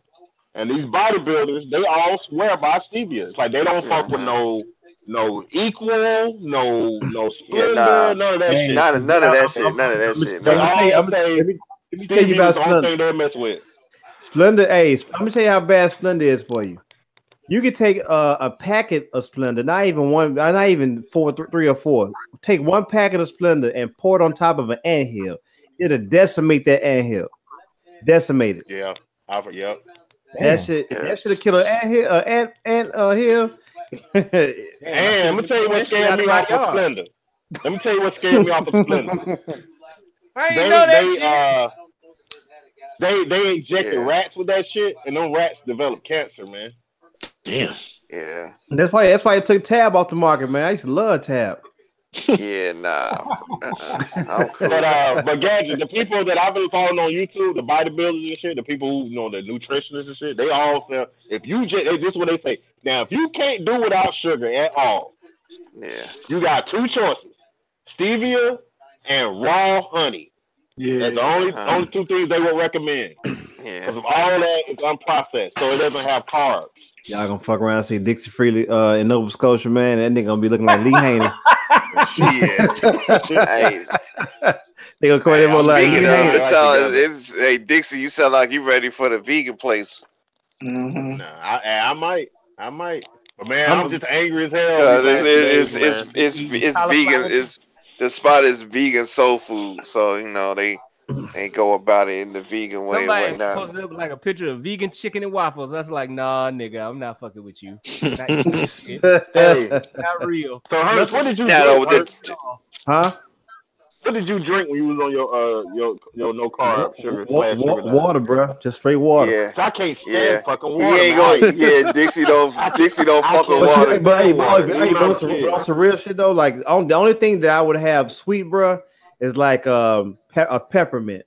You know, to keep my breath and stuff fresh or whatever. That was it. You know what I've been drinking? This is what I've been drinking. I've been drinking Propel water. But I'm trying to figure out because the fucking label's so dark, I can't tell if it got that what the alkalinity is in it. Yeah. Well, no, I just want to make sure if it got that fake shit in it. I'm not fucking with that fake sugar anymore. I'm telling you, y'all motherfuckers ain't gonna be talking to nobody because what's wrong? You so But quite honestly though, it's all in your mind, man. I'm telling you, like it's about your willpower, and it starts in your mind.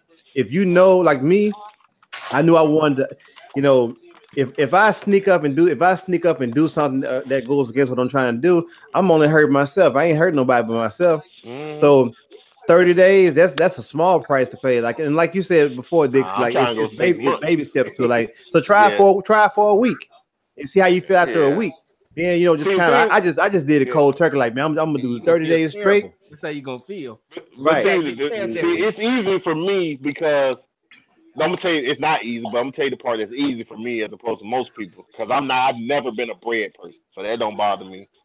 I'm not a cake and ice cream person, so that don't bother me. Me neither. Fucking gets It me. seems like the only thing that you gotta battle is soda. Like water, yeah, soda. That soda. That thing seems like their only battle.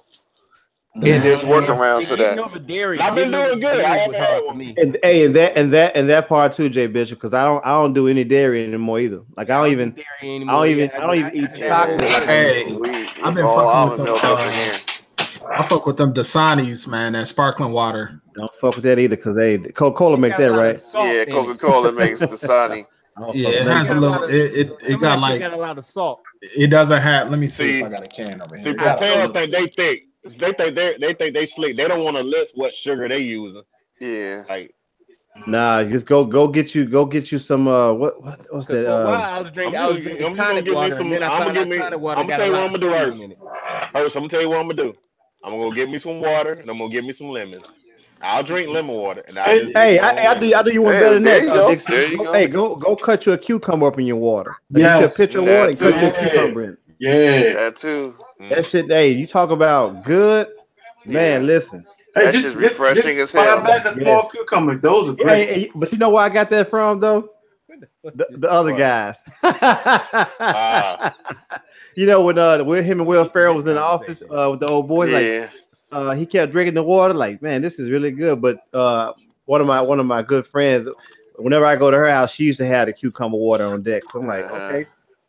And I would keep going back for water. Yep. So there it is. Sucralose. Sucralose is an artificial sweetener that Propel uses. So I can't be drinking that no more. Yeah. So I'm just gonna end up just giving me some water and some lemons, man. It's all of the day. I'm gonna get these. I'm gonna get these Zevia sodas though. I already ordered. I mean, some days, man. I'm gonna tell you when it be tough though. Like when my wife come home with groceries and she'll have like she had the cookies and shit. She'll put them in the cookie jar, and I gotta walk past that shit like those are my weaknesses, like sweet tea and like. No, nigga, I'm tell you what's tough. Okay, so we was doing that whole 30, right? Right. And my wife on the side bakes cakes.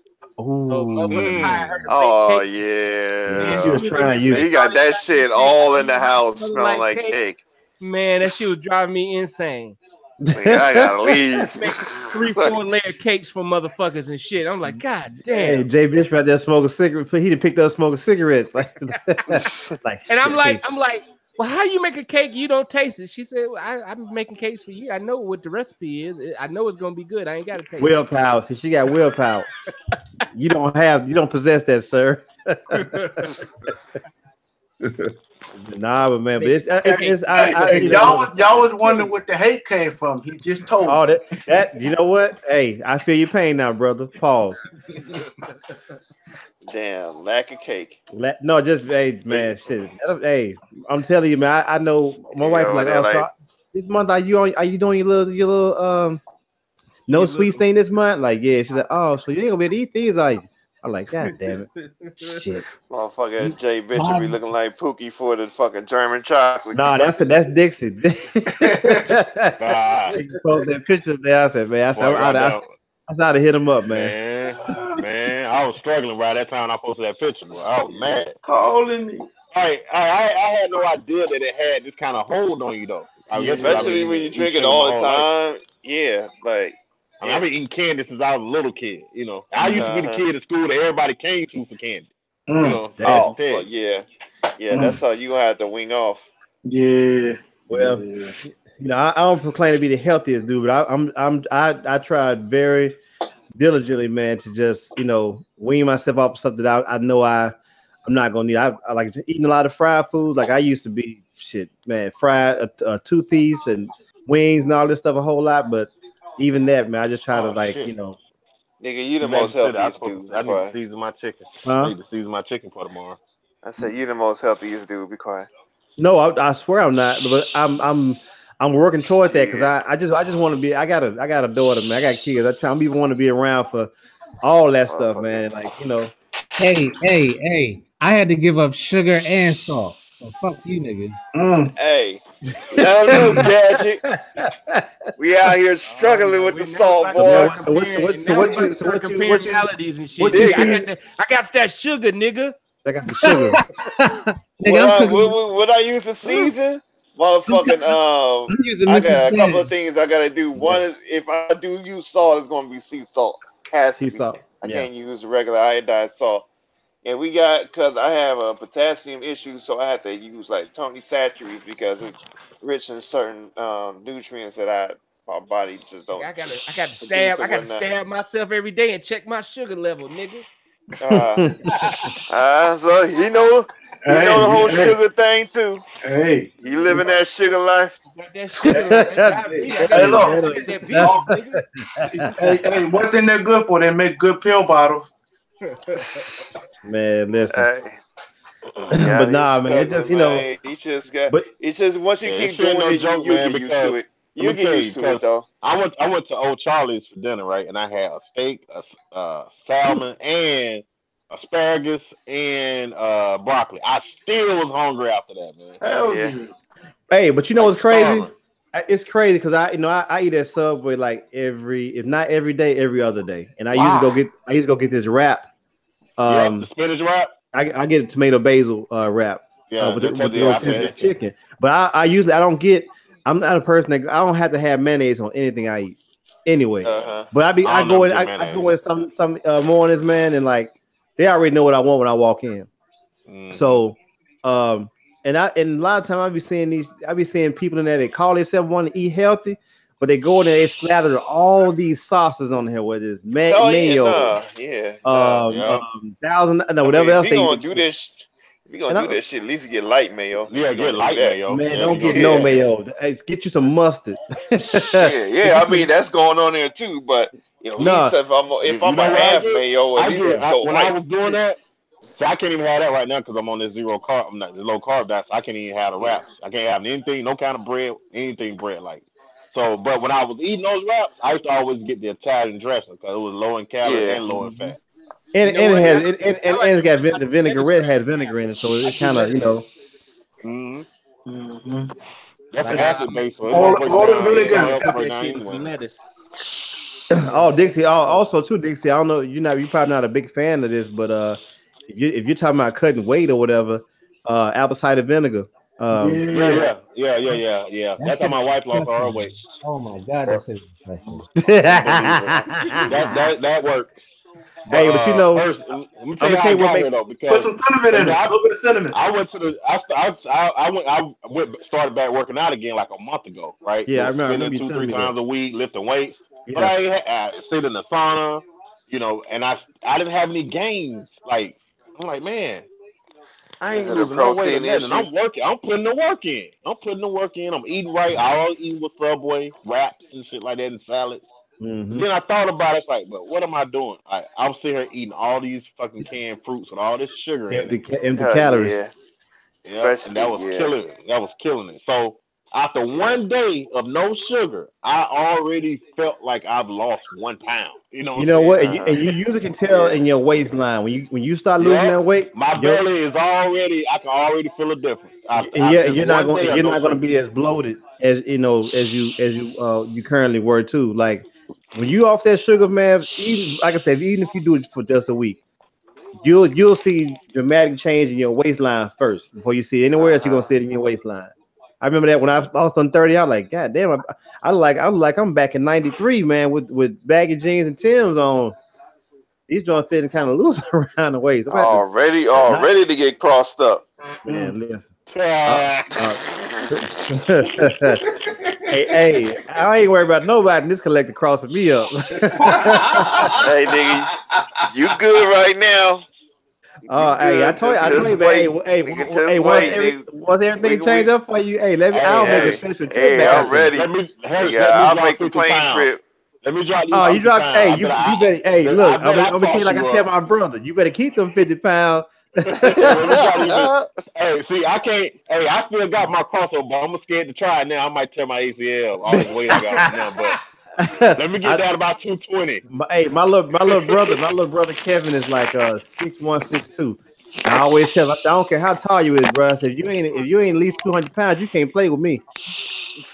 He's like, nigga, I'm finna tear your ass up.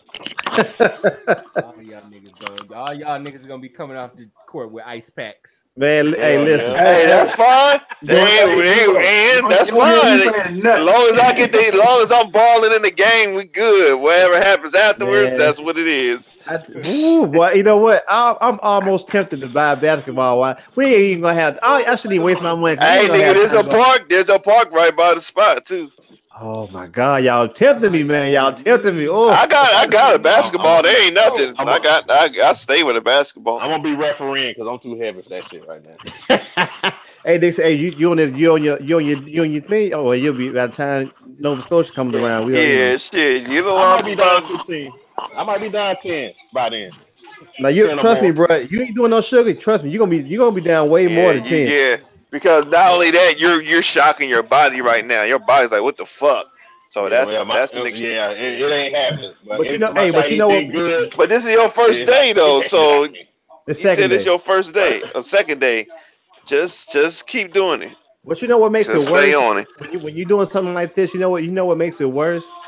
What? And probably not so much in northern bound, but when you live in the South, it's so difficult.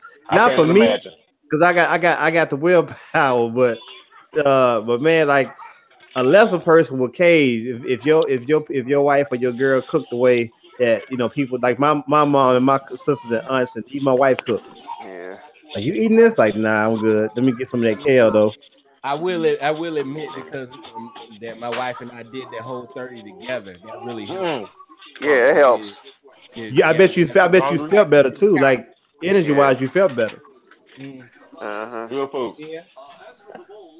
I mean, after that second week, when I got to that second week was hard because your body is like, what the fuck is going on? And you just angry. Yeah.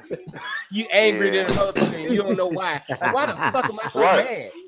Right. That's how I was all day. Just angry. I remember John Sally said something, man, one day on he had to be on Mike and Mike. It was filling in for somebody, and he was saying when your stomach is growling, it's not that you're hungry, it's that your body is craving water. And when you're thirsty, that means your body is craving for sugar. He a vegan. I was like, I ain't never heard. Nigga, when my stomach growl, I'm hungry. Hey, Dixie, I would for real though. I would stay on them super greens that you take in the powder joints. Cause I take them shits and I notice a boost of energy myself. And for me to notice a boost of energy, that shit's got to be doing something. That's my breakfast. That's my breakfast. Yeah. What you say, I Gabriel? take the same shits for breakfast. It's So yeah. called Country Farm Super Greens. I had to ask my wife exactly what ones we got, but we got some. No, It don't has ask her that. Don't ask wheatgrass, no. alfalfa, Arugula. Arugula. spirulina, kale, Nigga, I need egg Yeah. whites for breakfast.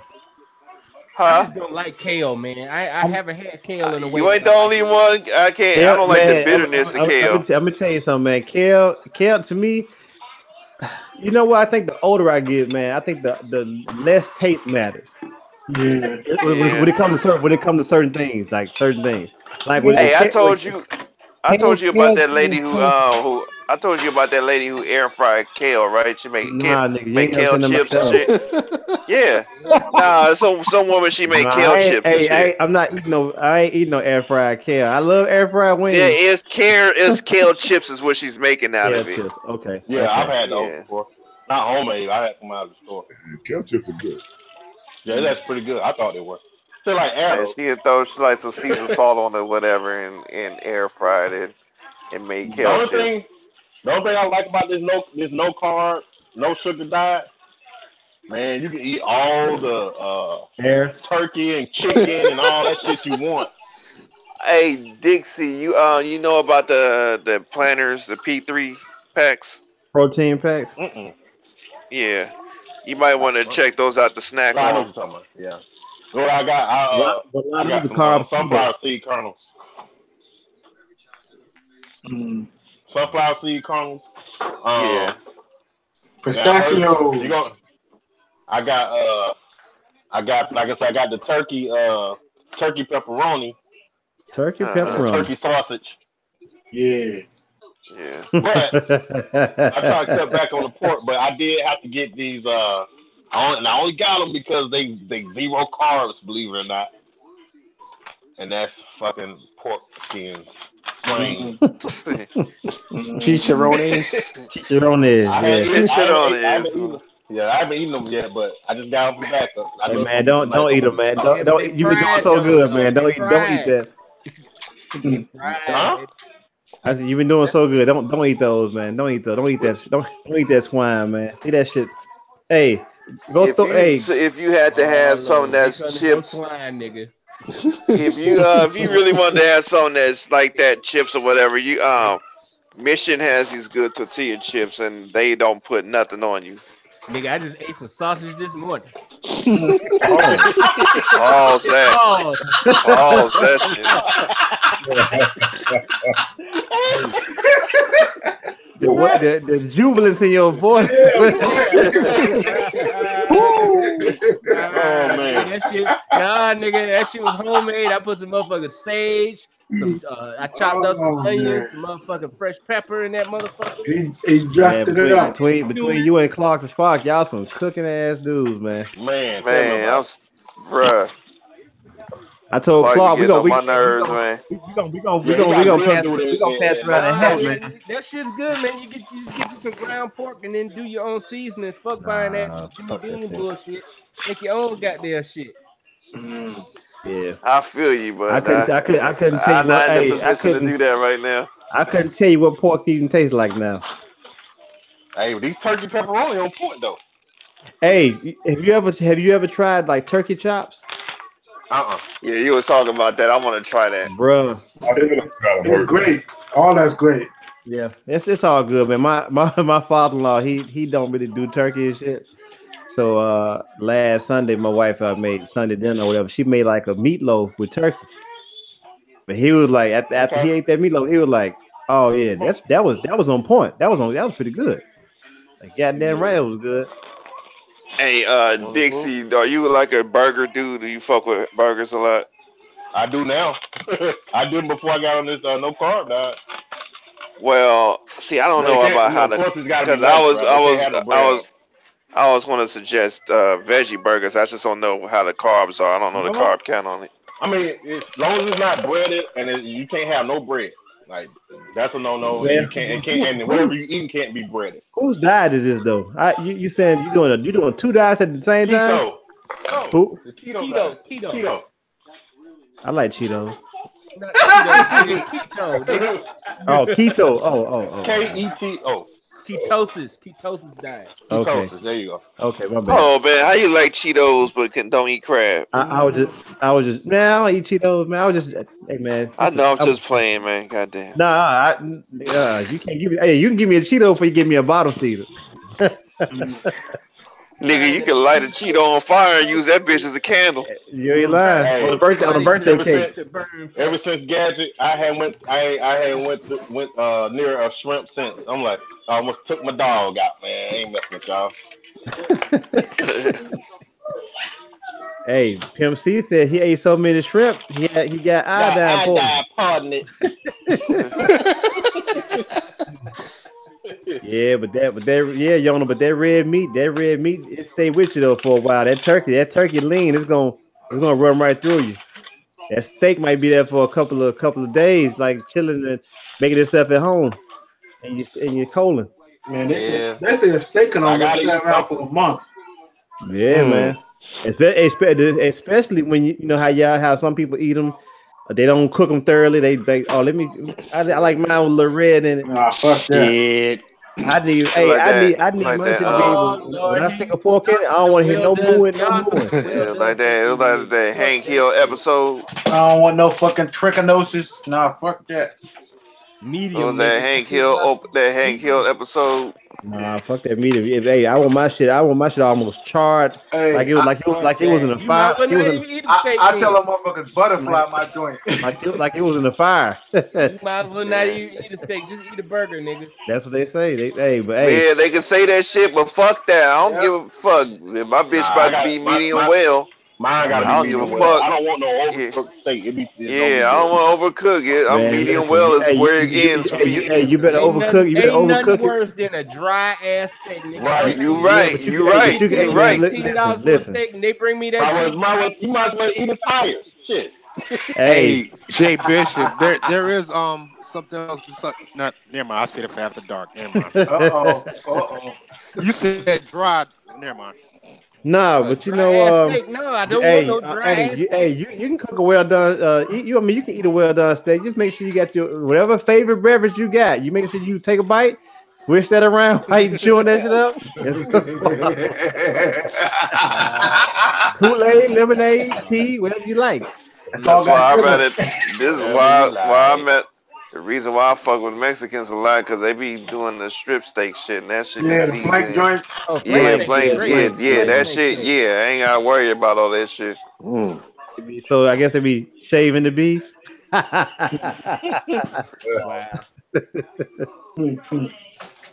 Y'all hell.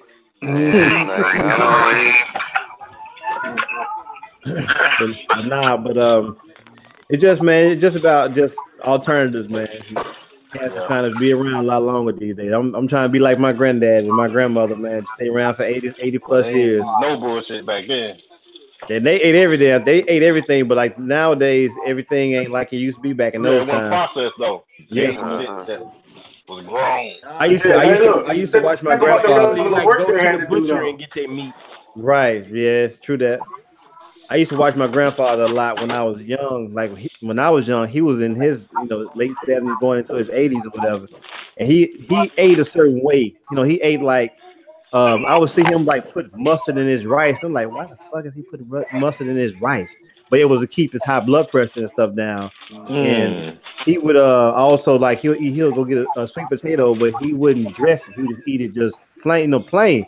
And I would try that shit, man, and be ready to throw it in the garbage. Like, nah, little brother, you gonna eat this, but he'll dress it up. For me, he'll dress it up like put cinnamon on it and butter. But like for him, he just eat it just a regular baked potato or whatever. So, like even now, I just when I get a sandwich of some sort, like a sub or a wrap, I just get mustard on it. I don't even deal with the mayo or none of that stuff. So it's just making better choices because now they trying to kill us off with a lot of this food and shit, man. So GMOs. Yeah, and GMOs. Even when I go buy chips now, I don't even do Doritos nothing like that. My wife knows a recipe. She makes her mayo, dairy-free mayo, and that shit's pretty good. Dairy-free mayo? Yeah, you better not let your boy hear about that. You gonna stay the recipe. Hey, Hurt. So, have you ever had like vegan stuff before? What you mean? Like cheese or whatnot? I've never had vegan cheese. It was what's crazy about this. I've been actually looking for like imitation food. Yeah, no. I've been actually looking for nigga, no. Fuck that, nigga. We'll go to this motherfucker trying to be something it ain't. Nah, fuck that. When we go to the spot that my man cousin got, it had that damn cheese steak, nigga. I'm telling you. That steak you sent me that time in the messenger, man, that looked like a real deal steak, bro. Yes. If I had not only that, because it's the cheese that they whatever it is, not cheese, but it's however they made this whatever. That shit's good as fuck. The only vegetable that comes close to steak, maybe, is a portobello mushroom. Wait a minute. I know what you're talking about, Davenport, but I ain't gonna say it. Oh God! Holy mother of God! But I get a time on that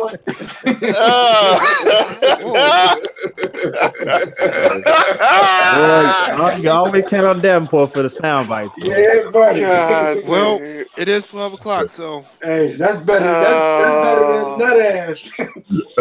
Nah, that's worse than nut ass. That's what I'm saying. Oh fuck.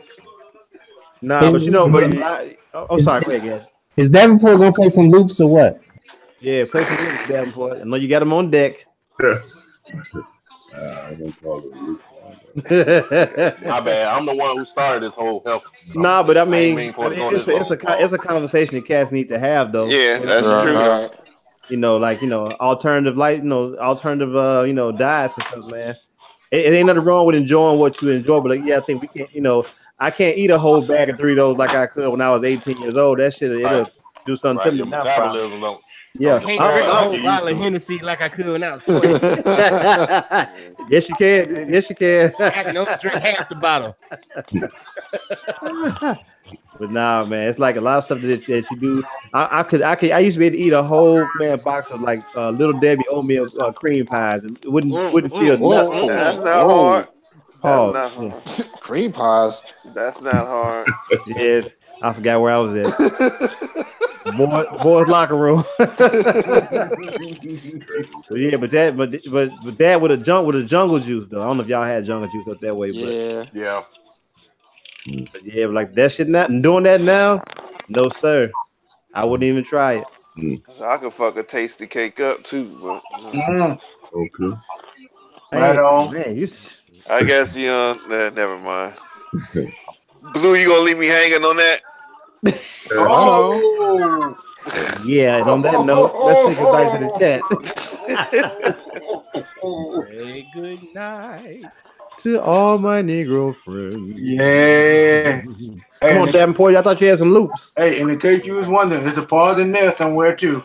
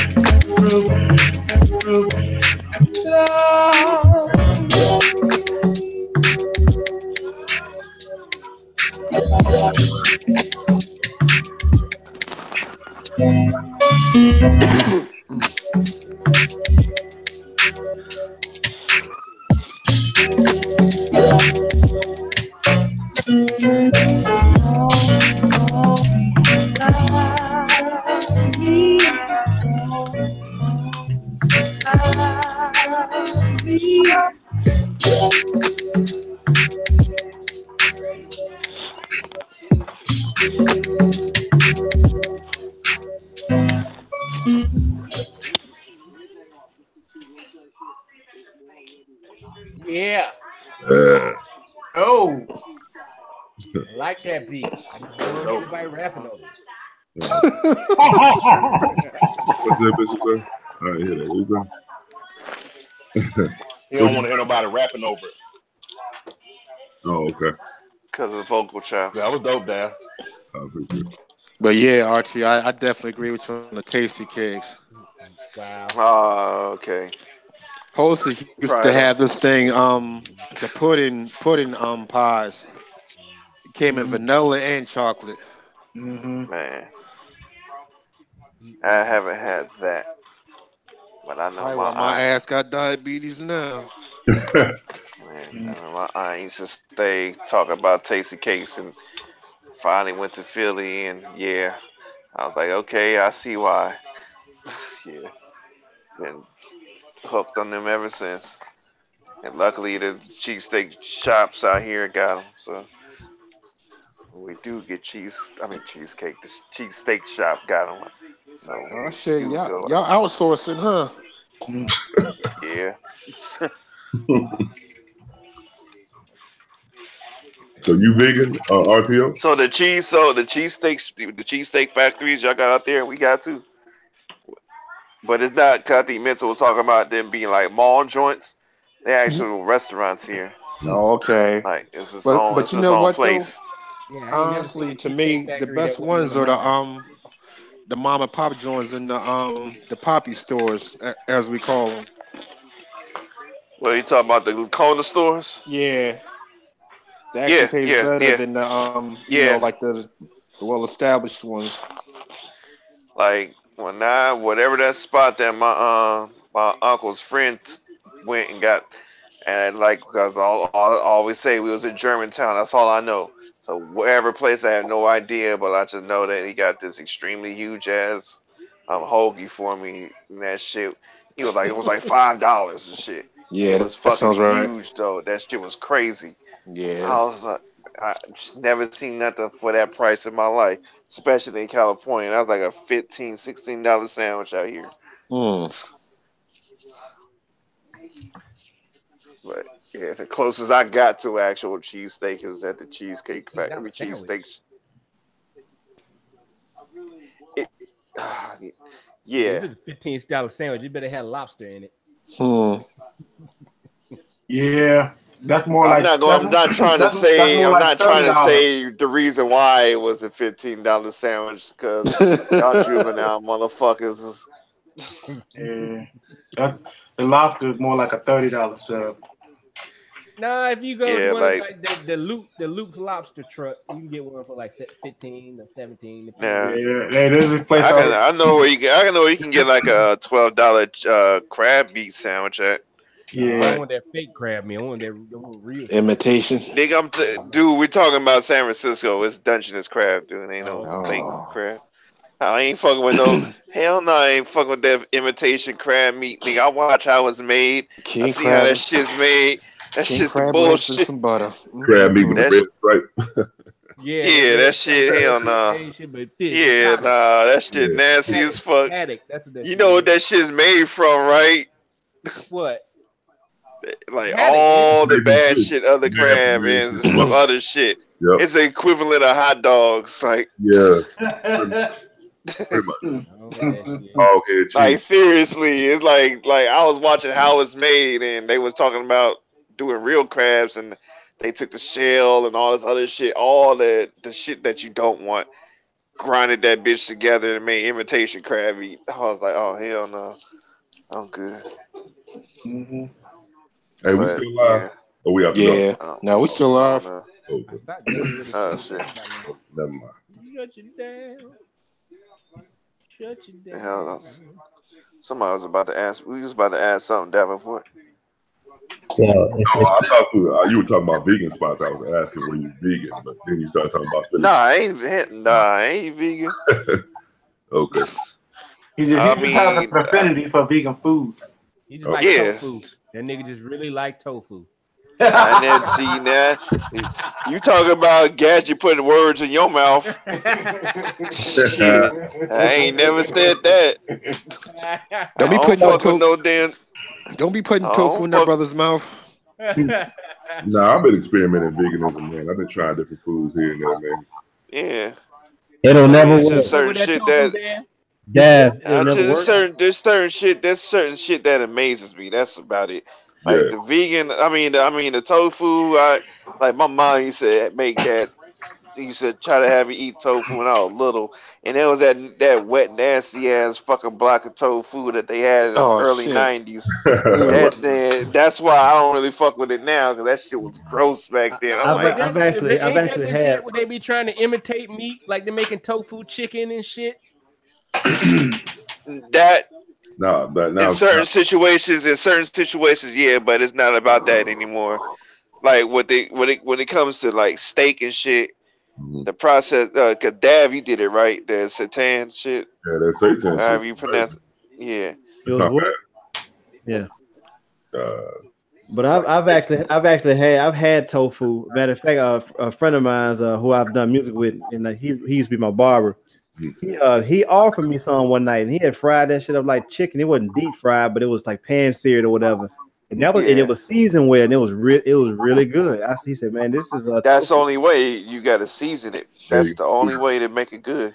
And I mean, that's the good thing about tofu. It takes on the seasoning well. Right, and nobody likes food for its blandness. We eat food for certain textures and in certain flavors or whatever. Right. I know what the problem is. See, every time I've been offered tofu, it's been by a white person, and they don't. Yeah. See, the spot that I'm trying to have everyone go to is a soul food vegan spot. That's how y'all capture Madagascar, but you won't get me. Like the spot I'm trying to have everyone go to is a soul food vegan restaurant, and it's owned by a black woman. So we have one, pretty much like the premier. It's like the premier place in the Bay Area. Like everybody fucking go here. Hey, we're gonna see 40 there. It's in Nova Scotia, man. Right on. So yeah. Hey, it's time to say goodnight to the chat. Now it's time to say goodbye to all my Negro friends. Yeah, man, because I got questions. I want to figure out what I missed out on, Netmaker. You didn't miss it, bro. Ain't nobody missed that shit. Us Girl, Jamari Mack, DJ Rec, BS Filter. Who else was in the building? Delani, Yona, what up? Damn, is that it? Oh, Verb, Rick, BS Filter, Verb, yeah. Black Rain, Dennis Ray, Black Mav was in here for a little bit. Yeah, Black Mav, the Ronas. What up, good peoples? Yeah, what was mad?